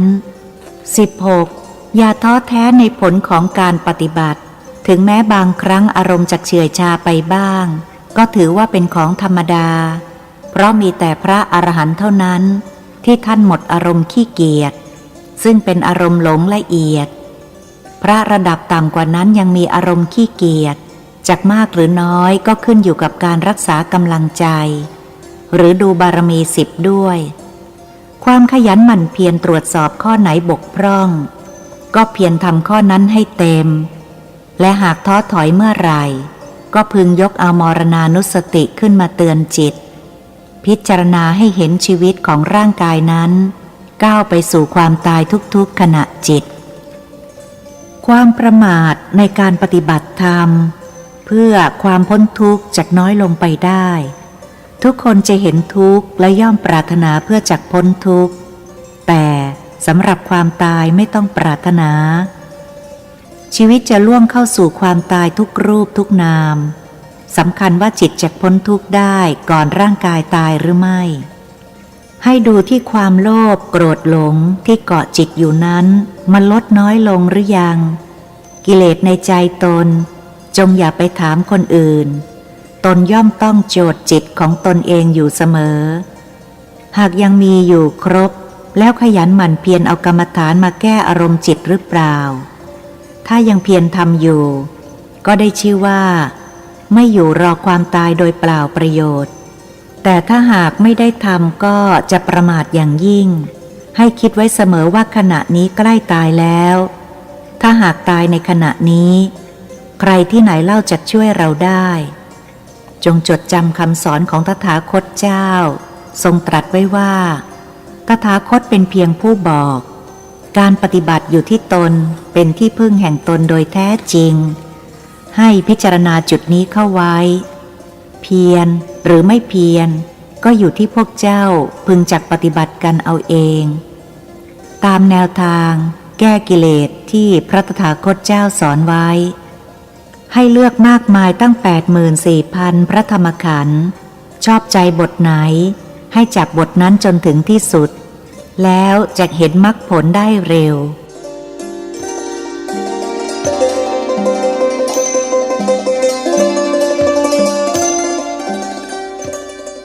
17จิตมีอารมณ์ที่จะต้องหาสาเหตุให้พบปล่อยวางที่ต้นเหตุแล้วจักพ้นทุกข์จากจุดนั้นไปได้การตรวจสอบจิตจะต้องมีอยู่เสมอและจงอย่าสนใจกับจริยาของบุคคลอื่นไม่ว่าบุคคลนั้นจะเป็นที่พอใจหรือไม่พอใจก็ดีให้ปล่อยวางบุคคลอื่นออกไปจากจิตเสียก่อนทางนี้เป็นทางที่บุคคลผู้เดียวใครที่ไหนอื่นใดไม่สำคัญเท่ากับจิตตนเองรักษาความดีให้ขังอยู่ในจิตให้ได้ปล่อยวางความชั่วอย่าให้ขังอยู่ในจิตนานอย่าขาดทุนให้มากนักเจริญพระกรรมฐานทั้งทีให้รู้จักเก่งกำไรเอาไว้ด้วย 18. ร่างกายจะเป็นอย่างไรก็ห้ามมันไม่ได้การให้ปัจจัย4แก่ร่างกายเป็นเพียงการระงับเวทนาชั่วคราวเท่านั้นปัจจัยใดๆก็ไม่สามารถห้ามความแก่ความป่วยความตายได้พิจารณาให้จิตยอมรับความจริงของร่างกายและทราบชัดว่าเราคือจิตจึงจำเป็นต้องรักษาจิตให้ดีให้จิตอดทนต่อสิ่งที่มากระทบเพราะกฎของกรรมนั้นเที่ยงเสมอกรรมใดที่เราไม่เคยทำไว้วิบากกรรมนั้นย่อมไม่เกิดกับเราอย่างแน่นอนอย่าเอาความเลวไปแก้เลวของผู้อื่นให้คิดว่าไม่ช้าต่างคนต่างก็ตายแล้วหันกลับมารักษาอารมณ์จิตของตนดีกว่าโดยฝึกจิตให้ปล่อยวางทุกสิ่งทุกอย่างโดยความเคารพในกฎของกรรมทำทุกอย่างเพื่อพระนิพพานจำไว้อย่าไปแก้ไขผู้อื่นให้แก้ไขที่ใจของตนเองให้พิจารณาถึงกฎของกรรมให้มากๆและสรุปลงว่าถ้าเราไม่มีร่างกายสักอย่างเดียวเหตุการณ์กระทบกระเทือนใจเหล่านี้ก็ไม่มีแดนเดียวที่พ้นทุกข์ได้อย่างถาวรคือพระนิพพานให้ตั้งกำลังใจไว้อย่างนี้เสมอแล้วจักไม่ย่อท้อต่ออุปสรรคทั้งปวง 19. พิจารณากรรมฐานให้ระมัดระวังมารหลอก มารแปลว่าผู้ฆ่าความดี จิตจะถูกดลให้คิดผิดเห็นผิดขาดความยับยั้งชั่งใจยังอุปทานให้เกิดไปยึดมั่นถือมั่นในสิ่งผิดจึงต้องสังเกตอารมณ์ของจิตให้ดีๆรู้ขั้นตอนของการทำงานของจิตรู้ขั้นตอนของกิเลสที่เกิดขึ้นในอารมณ์แล้วจะมีหนทางแก้ไขในเหตุที่เกิดนั้นๆเห็นจิตมองจิตพิจารณาจิตย่อมรู้ในเหตุที่ทำให้จิตมีความเปลี่ยนแปลงไปทุกครั้ง 20. ในคนคนหนึ่งย่อมมีการกระทำได้ทั้งดีและเลวกรรมคือการกระทำทั้งทางกายวาจาใจจัดเป็นกรรมทั้งสิ้นคนเลวหมดตลอดชีวิตไม่มีคนดีหมดตลอดชีวิตก็ไม่มีคนคนหนึ่งซึ่งทำกรรมสองประเภทนี้ขึ้นมาบัญชีบุญและบัญชีบาปจึงแยกออกจากกันไม่ปนกันมีแต่พระอรหันต์เท่านั้นที่ท่านหมดเลวท่านเคารพในกฎของกรรมใครดีท่านรู้แต่ไม่สนใจหรือข้องแวะในกรรมของเขาใครเลวท่านก็รู้แต่ไม่สนใจกรรมใครกรรมมันพระอรหันต์ท่านวางหมดยกเว้นแต่ผู้มีกรรมผูกพันอยู่กับท่านท่านก็ต้องสอนอบรมชี้แนะทางให้ตามหน้าที่แต่จะทำได้หรือไม่ได้ก็เป็นเรื่องของเขาท่านไม่ทุกข์ไม่เดือดร้อนไปในกรรมใดๆทั้งปวงเห็นเป็นธรรมดาของโลกมีแต่พระนิพพานเท่านั้นที่คนเลวไม่มีอยู่เลยที่ตรัสมานี้เพื่อให้สังเกตอารมณ์ของใจคนมักจะโจทย์เลวมากกว่าโจทย์ดีใครทำอะไรไม่ดีใจมันปากมันทั้งจำทั้งพูดไม่รู้จักลืมมันมีความเลวของจิตที่จำเอาแต่อกุศลกรรม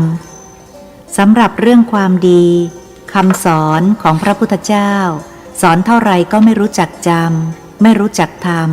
ำให้มันเกิดมรรคเกิดผลเสียบ้างใจมันมักลืมดีแต่จำเลวต่อไปให้รู้จักแก้ไขเสียบ้างจำดีแล้วลืมเลวเข้าไว้บ้างจึงจะพอเริ่มดีกับเขาได้บ้างสรุปว่าพระอรหันต์ท่านมีพุทธานุสติ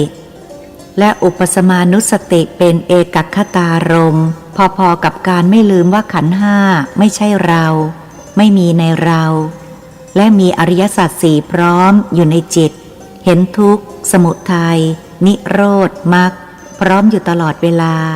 เหล่านี้เป็นองค์ของพระอรหันต์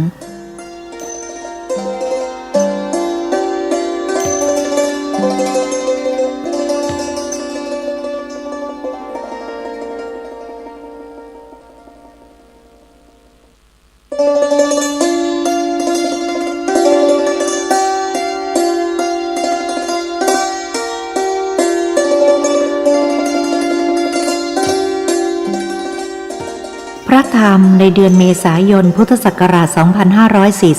2541 สมเด็จองค์ปฐมทรงตรัสสอนปกิณกธรรมไว้มีความสำคัญดังนี้ 1. ร่างกายที่เห็นอยู่นี้อยู่ได้เพราะธาตุสี่เป็นเครื่องหล่อเลี้ยงทั้งภายนอกภายในและเป็นภาระที่หนักหนาภาระหเวปัญจขันธาอันทำให้จิตต้องดิ้นรนเสาะหาปัจจัยสี่มาหล่อเลี้ยงห่อหุ้มร่างกายนี้บุคคลใดเห็นทุกข์ของการมีภาระอันเนื่องจากร่างกายนี้บุคคลนั้นย่อมเข้าถึงอริยสัจข้อต้นและจากการพิจารณาจนเห็นสาเหตุของจิตดิ้นรนด้วยตกอยู่ในห้วงของกามตัณหาภวตัณหาวิภวตัณหาก็ได้ชื่อว่าเข้าถึงอริยสัจข้อสมุทัยและเมื่อได้ปฏิบัติในมรรคปฏิปทาอันมีองค์8หรือศีลสมาธิปัญญาจนจิตเข้าถึงนิโรธก็ได้ชื่อว่าเข้าถึงอริยสัจสี่อย่างสมบูรณ์ดังนั้นบุคคลใดทิ้งอริยสัจสี่บุคคลนั้นไม่สามารถที่จะเข้าถึงเป็นพระอริยเจ้าได้เลย 2. การเจ็บป่วยไม่สบายเป็นกฎของธรรมดาเพราะไม่มีใครหนีการเจ็บไข้ไปได้ให้พยายามแยกกายแยกเวทนาแยกจิตเจตสิกหรืออารมณ์ของจิต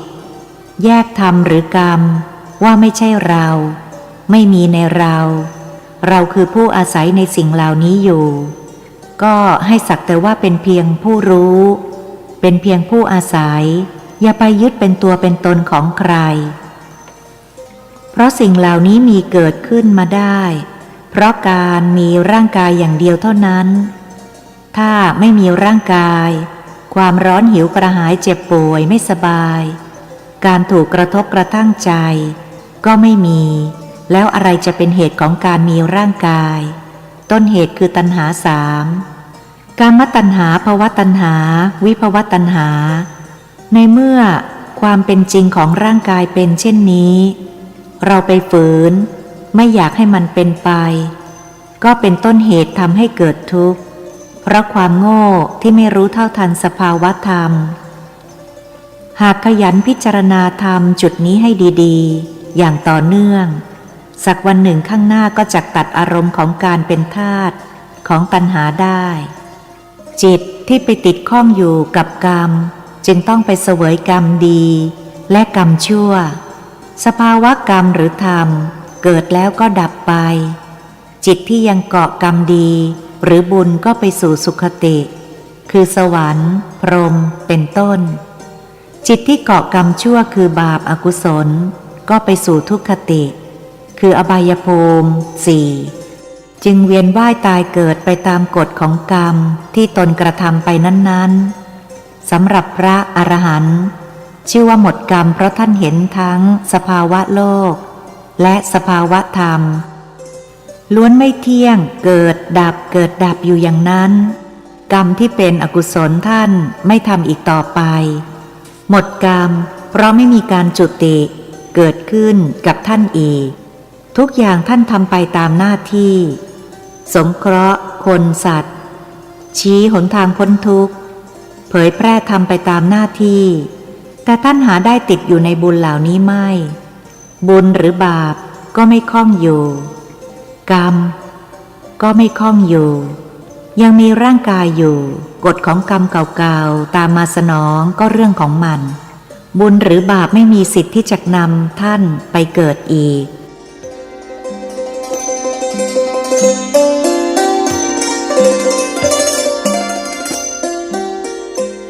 ข้อ 4 อันหนึ่งคำว่าจิตไม่ใช่เราจุดนี้คือนามหรือเจตสิกอันมีเวทนาสัญญาสังขารวิญญาณทรงอธิบายถึงกายเวทนาจิตธรรมซึ่งไม่เที่ยงเกิดดับตลอดเวลาคำว่าจิตคือเจตสิกหรืออารมณ์ของจิตมิใช่ตัวจิตหรือนาม4ตัวที่อาศัยรูปอยู่ซึ่งจริงๆก็คือขันธ์5หรือร่างกายที่ประกอบด้วยรูปหนึ่งกับนามอีก4คือเวทนาสัญญาสังขารและวิญญาณธรรมอีกจุดหนึ่งที่เข้าใจยากคืออธิสมานกายนี้ไม่ใช่เราธรรมในพระพุทธศาสนาเป็นปัจจตังปฏิบัติถึงแล้วจึงจะรู้ได้เองหรือถึงแล้วรู้เองยังไม่ถึงก็ยังไม่รู้ได้ไม่จริงและรู้ได้เฉพาะตนของใครของมันตามระดับของจิตในจิตและธรรมในธรรมผมขออนุญาตอธิบายว่าให้ยึดพระธรรมคำสอนของพระพุทธองค์เป็นหลักเพราะเที่ยงแล้วไม่เปลี่ยนแปลงอีกที่ทรงตรัสไว้ว่าสิ่งใดไม่เที่ยงสิ่งนั้นเป็นทุกข์สิ่งใดเป็นทุกข์สิ่งนั้นไม่ควรยึดว่ามันเป็นเราเป็นของเราเรื่องกายของจิตหรือรูปในนามนี้ก็เช่นกันทรงตรัสเป็นสมมุติธรรมว่าอธิสมานกายกายของจิตหรืออธิสมานกายนี้มันก็ไม่เที่ยงตราบใดก็ยังไม่ตัดกิเลสให้หมดเป็นสมุจเฉทประหารคือสังโยชน์10ประการยังไม่หมดหรือความโลภโกรธหลงยังไม่หมดหรือตัณหา3ยังไม่หมดอธิสมานกายก็ยังไม่เที่ยงยังเปลี่ยนแปลงไปตามกรรมที่จิตทำไว้เช่นอธิสมานกายเป็นสัตว์นรกเป็นเปรตเป็นอสุรกายเป็นสัตว์เดรัจฉานหรืออบายภูมิ4ในฝ่ายกรรมชั่วที่เป็นอกุศลในฝ่ายกรรมดีที่เป็นกุศล อธิสมานกายก็เปลี่ยนแปลงไปตามกรรมดี เป็นมนุษย์เป็นเทวดาเป็นนางฟ้าเป็นพรหมตามกรรมดีก็ล้วนยังไม่เที่ยงไม่ทรงตัวยึดถือว่าเป็นเราเป็นของเราไม่ได้จนว่าจิตดวงนั้นจะอยู่เหนือกรรมทั้งดีทั้งชั่วอย่างถาวรมิใช่ชั่วคราวแต่หลุดพ้นได้ชั่วคราวเป็นปทังขวิมุตติเช่นระงับนิวรณ์ทั้งห้าได้ชั่วคราวจิตเป็นฌานเป็นสมาธิแต่ยังฆ่ายังตัดกิเลสไม่ได้จริงๆขอสรุปว่าพระอรหันต์เท่านั้นที่จิตท่านพ้นดีพ้นชั่วอย่างถาวรจิตท่านก็มีสิทธิ์เข้าสู่แดนพระนิพพานได้อย่างถาวรเช่นกันอธิสมานกายของท่านจึงจะเที่ยงไม่มีเปลี่ยนแปลงอีกเป็นพระวิสุทธิเทพเทพที่มีอธิสมานกายบริสุทธิ์คงทนถาวรมั่นคงเที่ยงตลอดกาลภูมิจิตภูมิธรรมของผมมีแค่ระดับสัญญาและปัญญายังไม่ใช่ตัวปัญญาแท้ๆยังมีสัญญาปนอยู่เพราะยังตัดสังโยชน์10ประการไม่ได้หมดก็อธิบายได้แค่นี้ 5. สถานที่วิเวกก็มีความสำคัญในการปฏิบัติธรรมจิตที่มีสมาธิคือจิตวิเวกที่ต้องอาศัยสถานที่วิเวกด้วยจึงจักมีความตั้งมั่นอยู่ในใจฟังอะไรก็รู้เรื่องไม่เสียสมาธิไปกับเสียงจอกแจ๊กจอแจแต่ก็พึงเห็นเป็นของธรรมดาเลี่ยงได้ก็พึงเลี่ยงแต่ในเมื่อเลี่ยงไม่ได้ก็จำเป็นจะต้องชนในที่นี้มิได้หมายถึงการไปสู้รบตบมือหรือไปพอใจหรือไม่พอใจกับเหตุการณ์ที่สับสนวุ่นวายนั้นแต่หมายถึงรักษาอารมณ์ของใจให้เห็นเป็นเรื่องธรรมดาจิตสงบจิตเป็นสุขไม่ดิ้นรนเดือดร้อนไปด้วยกรณีทั้งปวงอันหนึ่งให้รู้ความสำคัญในความวิเวกนั้นมีความสำคัญในการปฏิบัติมากขนาดไหนพึงดูตถาคตเจ้าก่อนจักบรรลุอภิเษกสัมมาสัมโพธิญาณ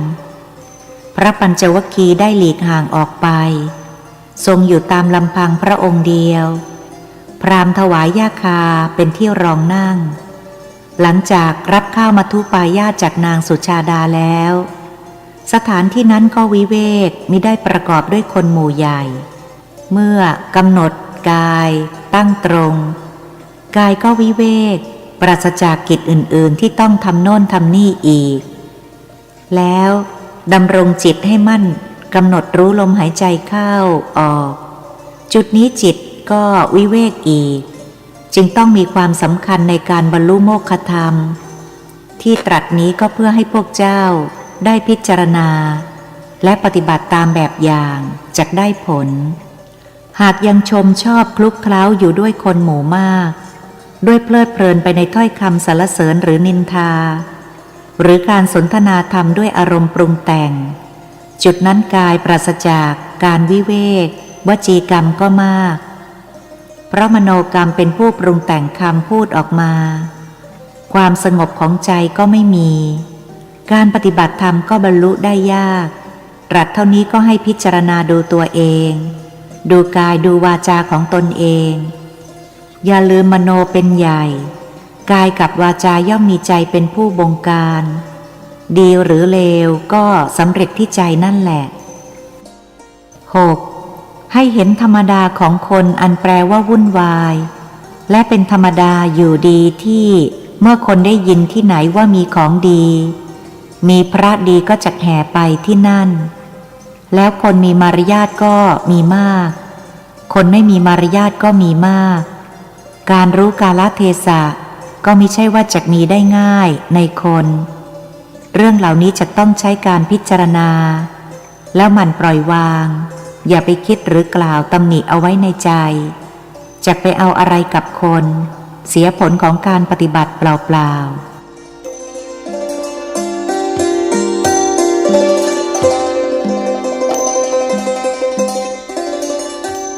7. ให้มั่นใจในพุทธคุณธรรมคุณสังฆคุณปัญญาใดๆถ้าหากไม่เกินวิสัยในกฎของกรรมให้ขอบารมีพุทธคุณธรรมคุณสังฆคุณย่อมขจัดปัดเป่าแก้ไขได้พุทธคุณคือคุณของผู้รู้อันหมายถึงพระตถาคตเจ้าเป็นผู้รู้ผู้ตื่นผู้เบิกบานดังนั้นบุคคลใดไม่ลืมพุทธคุณก็พึงกระทำตามที่ถึงซึ่งพุทธคุณด้วยธรรมคุณคุณของพระธรรมอันหมายถึงทุกข์สมุทัยนิโรธมรรคนั่นแหละบุคคลผู้ปฏิบัติถึงซึ่งพุทธคุณและธรรมคุณอย่างไม่ขาดตกบกพร่องด้วยกำลังใจเต็มก็ได้ชื่อว่าถึงซึ่งสังฆคุณใน4ระดับคือพระโสดาพระสกิทาคาพระอนาคาพระอรหันต์คุณทั้ง3ประการของพระรัตนตรัยในบวรพุทธศาสนานี้ผู้ใดถึงแล้วผู้นั้นย่อมมีความสุขและจักสุขยิ่งขึ้นไปจนกระทั่งเข้าถึงซึ่งแดนเอกันตะบรมสุขคือพระนิพพานเป็นที่ไปนั่นแหละให้มองดูจิตดูกายของตนเองนั่นแหละเป็นสำคัญถ้ามุ่งต้องการปฏิบัติให้พ้นทุกข์ได้จริงอย่าเพิ่งโทษในจริยาของผู้อื่นให้เห็นความร้อนในจิตของตนเองให้มากและเห็นโทษของความร้อนในจิตนั้นก็จักปฏิบัติฝึกจิตของตนให้พ้นไปจากความร้อนได้ในที่สุด 8. อารมณ์เพื่อจัดเป็นปฏิฆะเพราะจิตไม่ยอมรับกฎของธรรมดาจิตฝืนโลกฝืนธรรม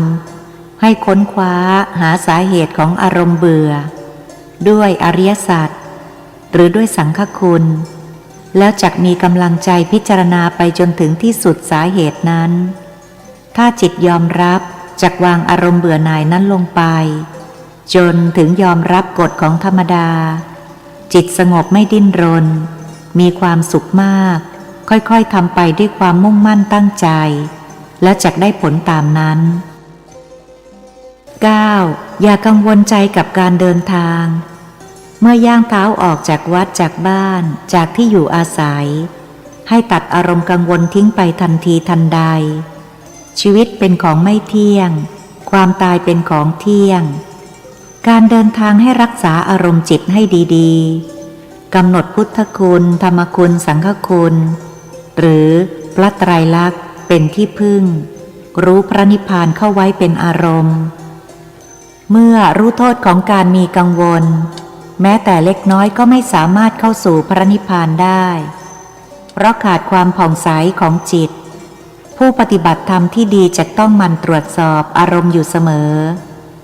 หมั่นหาสาเหตุที่ทำให้เกิดใจกังวลโดยเร็วที่สุดด้วยอริยสัจหรือธรรมคุณโดยเฉพาะอย่างยิ่งเอามรณานุสติขึ้นมาตั้งมั่นคอยเตือนตนอยู่เสมอว่าความเศร้าหมองของจิตคือจิตไม่ผ่องใสทำให้ไปพระนิพพานไม่ได้ 10. คนจักพ้นทุกข์ได้ก็ต้องเห็นทุกข์ก่อนคนเห็นกิเลสที่ยังเกาะกินใจตนอยู่ก็คือคนเห็นทุกข์เห็นปัญหาเห็นอุปสรรคก็คือคนเห็นอริยสัจหรือเห็นพระธรรมเห็นธรรมคุณผู้มีปัญญาทุกคนจักเอาทุกข์เอาปัญญาเอาอุปสรรคทุกอย่างมาเป็นกรรมฐานได้หมดหาประโยชน์ได้หมดในทุกสภาวะการโดยนำมาพิจารณาเข้าหาอริยสัจหมดเป็นธรรมคุณก็จักตัดกิเลสให้เป็นสมุจเฉทปหารได้ในที่สุด 11. รักษาอารมณ์ของจิตให้ดีๆประคองใจไว้เป็นสำคัญอย่าไปฝืนกรรมของใครแล้วอย่าไปแก้ไขคนอื่นให้แก้ไขใจตนเองนี่แหละจึงจักถูกต้องตามหลักการของพระพุทธศาสนาจุดนี้มีความจำเป็นต้องพูดซ้ำเพราะพวกเจ้าส่วนใหญ่มักจะไปแก้ไขบุคคลอื่นผิดหลักธรรมอย่างยิ่งไปทำอย่างนั้นก็เท่ากับไปเพิ่มกิเลสให้กับจิตใจของตนเองจะต้องพยายามมีสติให้ตั้งมั่นถือธุระไม่ใช่เข้าไว้ให้มากๆไม่ใช่หน้าที่ให้ปล่อยวางทันที ยกเว้นมีการเกี่ยวข้องโดยกรรมต่อกันก็พึงกระทำกันเพียงแต่หน้าที่เท่านั้นสำหรับทางจิตใจพยายามไม่เกี่ยวข้องกับใครปล่อยวางเพื่อความผ่องใสของจิตให้มากที่สุดเท่าที่จะมากได้กฎของกรรมใดๆเข้ามาถึงก็ถือว่าชดใช้กรรมเก่าให้เข้าไปอย่าไปต่อกรรมในเมื่อปรารถนาจากไปพระนิพพานแม้จะทำได้ยากก็จะต้องทำให้ได้ 12. พวกโทสะจริตให้พยายามฝึกจิตให้เยือกเย็นแล้วพึงพิจารณาโทษของโทสะจริตให้มากพยายามทรงอารมณ์จิตให้อยู่ในคำภาวนาให้มากพร้อมกำหนดอานาปานให้มากด้วยหลังจากรู้ลมรู้ภาพพระแล้วก็จะมีอารมณ์เย็นขึ้นอย่าลืมจิตต้องเย็นสงบก่อนจึงค่อยพิจารณาทุกข์อันเกิดจากโทสะจริตนั้นจิตยิ่งเย็นก็ยิ่งเห็นทุกอย่างได้ชัดขึ้นเท่านั้นและจงอย่าลืมว่าพุทธานุสติพุทโธอัปปมาโนคุณของพระพุทธเจ้าหาประมาณมิได้คนฉลาดไม่มีใครทิ้งพระพุทธเจ้าโดยเฉพาะพระอรหันต์ท่านยังไม่ทิ้งและพวกเจ้าเป็นใครให้คิดเอาเอง 13. ร่างกายไม่ดีก็ให้เห็นเป็นธรรมดาหรือร่างกายดีอันเนื่องจากธาตุสี่มีความทรงตัวแค่ระยะหนึ่งก็ให้เห็นเป็นของธรรมดาและจงคิดว่าร่างกายจักทรงตัวอยู่อย่างนั้นเสมอไปร่างกายไม่ดีก็ไม่เที่ยงมันมีแต่ความแปรปรวนหมุนเวียนเปลี่ยนไปทุกวันหรือทุกขณะจิตนั่นคือธรรมดาของร่างกายแล้วในที่สุดร่างกายนี้ก็มีความแก่และมีความตายเป็นธรรมดามันพิจารณาให้เห็นกฎของธรรมดาให้มากจิตใจจักได้มีความสุขหรือแม้กระทั่งการถูกด่าถูกนินทาหรือถูกสรรเสริญเยินยอก็เป็นเรื่องธรรมดา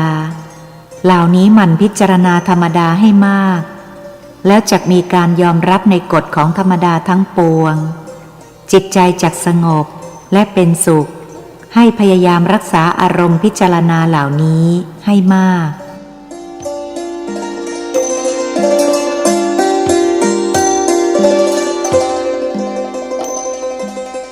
ปกิณณกธรรมการพิจารณาร่างกายอยู่เสมอเป็นอุบายไม่ให้จิตส่งออกนอกกายเป็นวิปัสสนาญาณที่ถูกต้องของพระพุทธศาสนาเป็นอริยสัจให้ดูอาการของจิตที่เกาะติดร่างกายนี้ว่าเป็นเราเป็นของเรานี่แหละเป็นสำคัญอย่าทิ้งอานาปานสติยิ่งกำหนดรู้ลมมากเท่าไรจิตยิ่งทรงสติได้มากขึ้นเท่านั้นช่วยเตือนใจว่าชีวิตนี้มันไม่เที่ยงอาจตายได้ตลอดเวลามีมรณาควบอุปสมานสติอยู่เสมอความไม่ประมาทก็ยิ่งน้อยลงก็ยิ่งใกล้พระนิพพานเพียงนั้นจิตจักเจริญได้ต้องอาศัยความเพียรในการปฏิบัติจริงๆแล้วให้ตัดสังโยชน์3ให้ได้ก่อนโดยเอาอธิศีลเป็นพื้นฐานเมื่อได้แล้วสังโยชน์4 ถึง 5ไม่ต้องตัดให้รวบรัดตัดอวิชชาข้อ10เลยรู้ลมรู้ตายรู้นิพพาน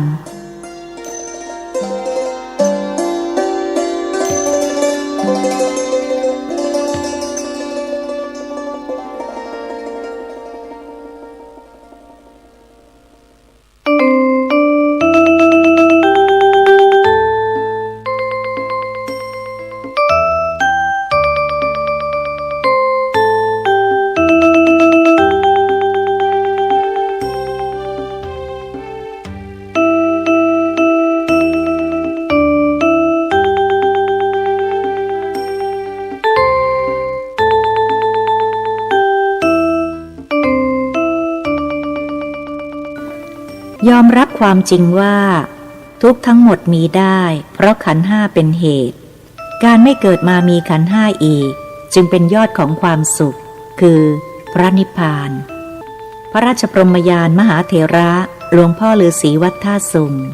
ท่านผู้ฟังคะ ดิฉันเพ็ญศรีอินทรทัศน์ผู้จัดทำรายการ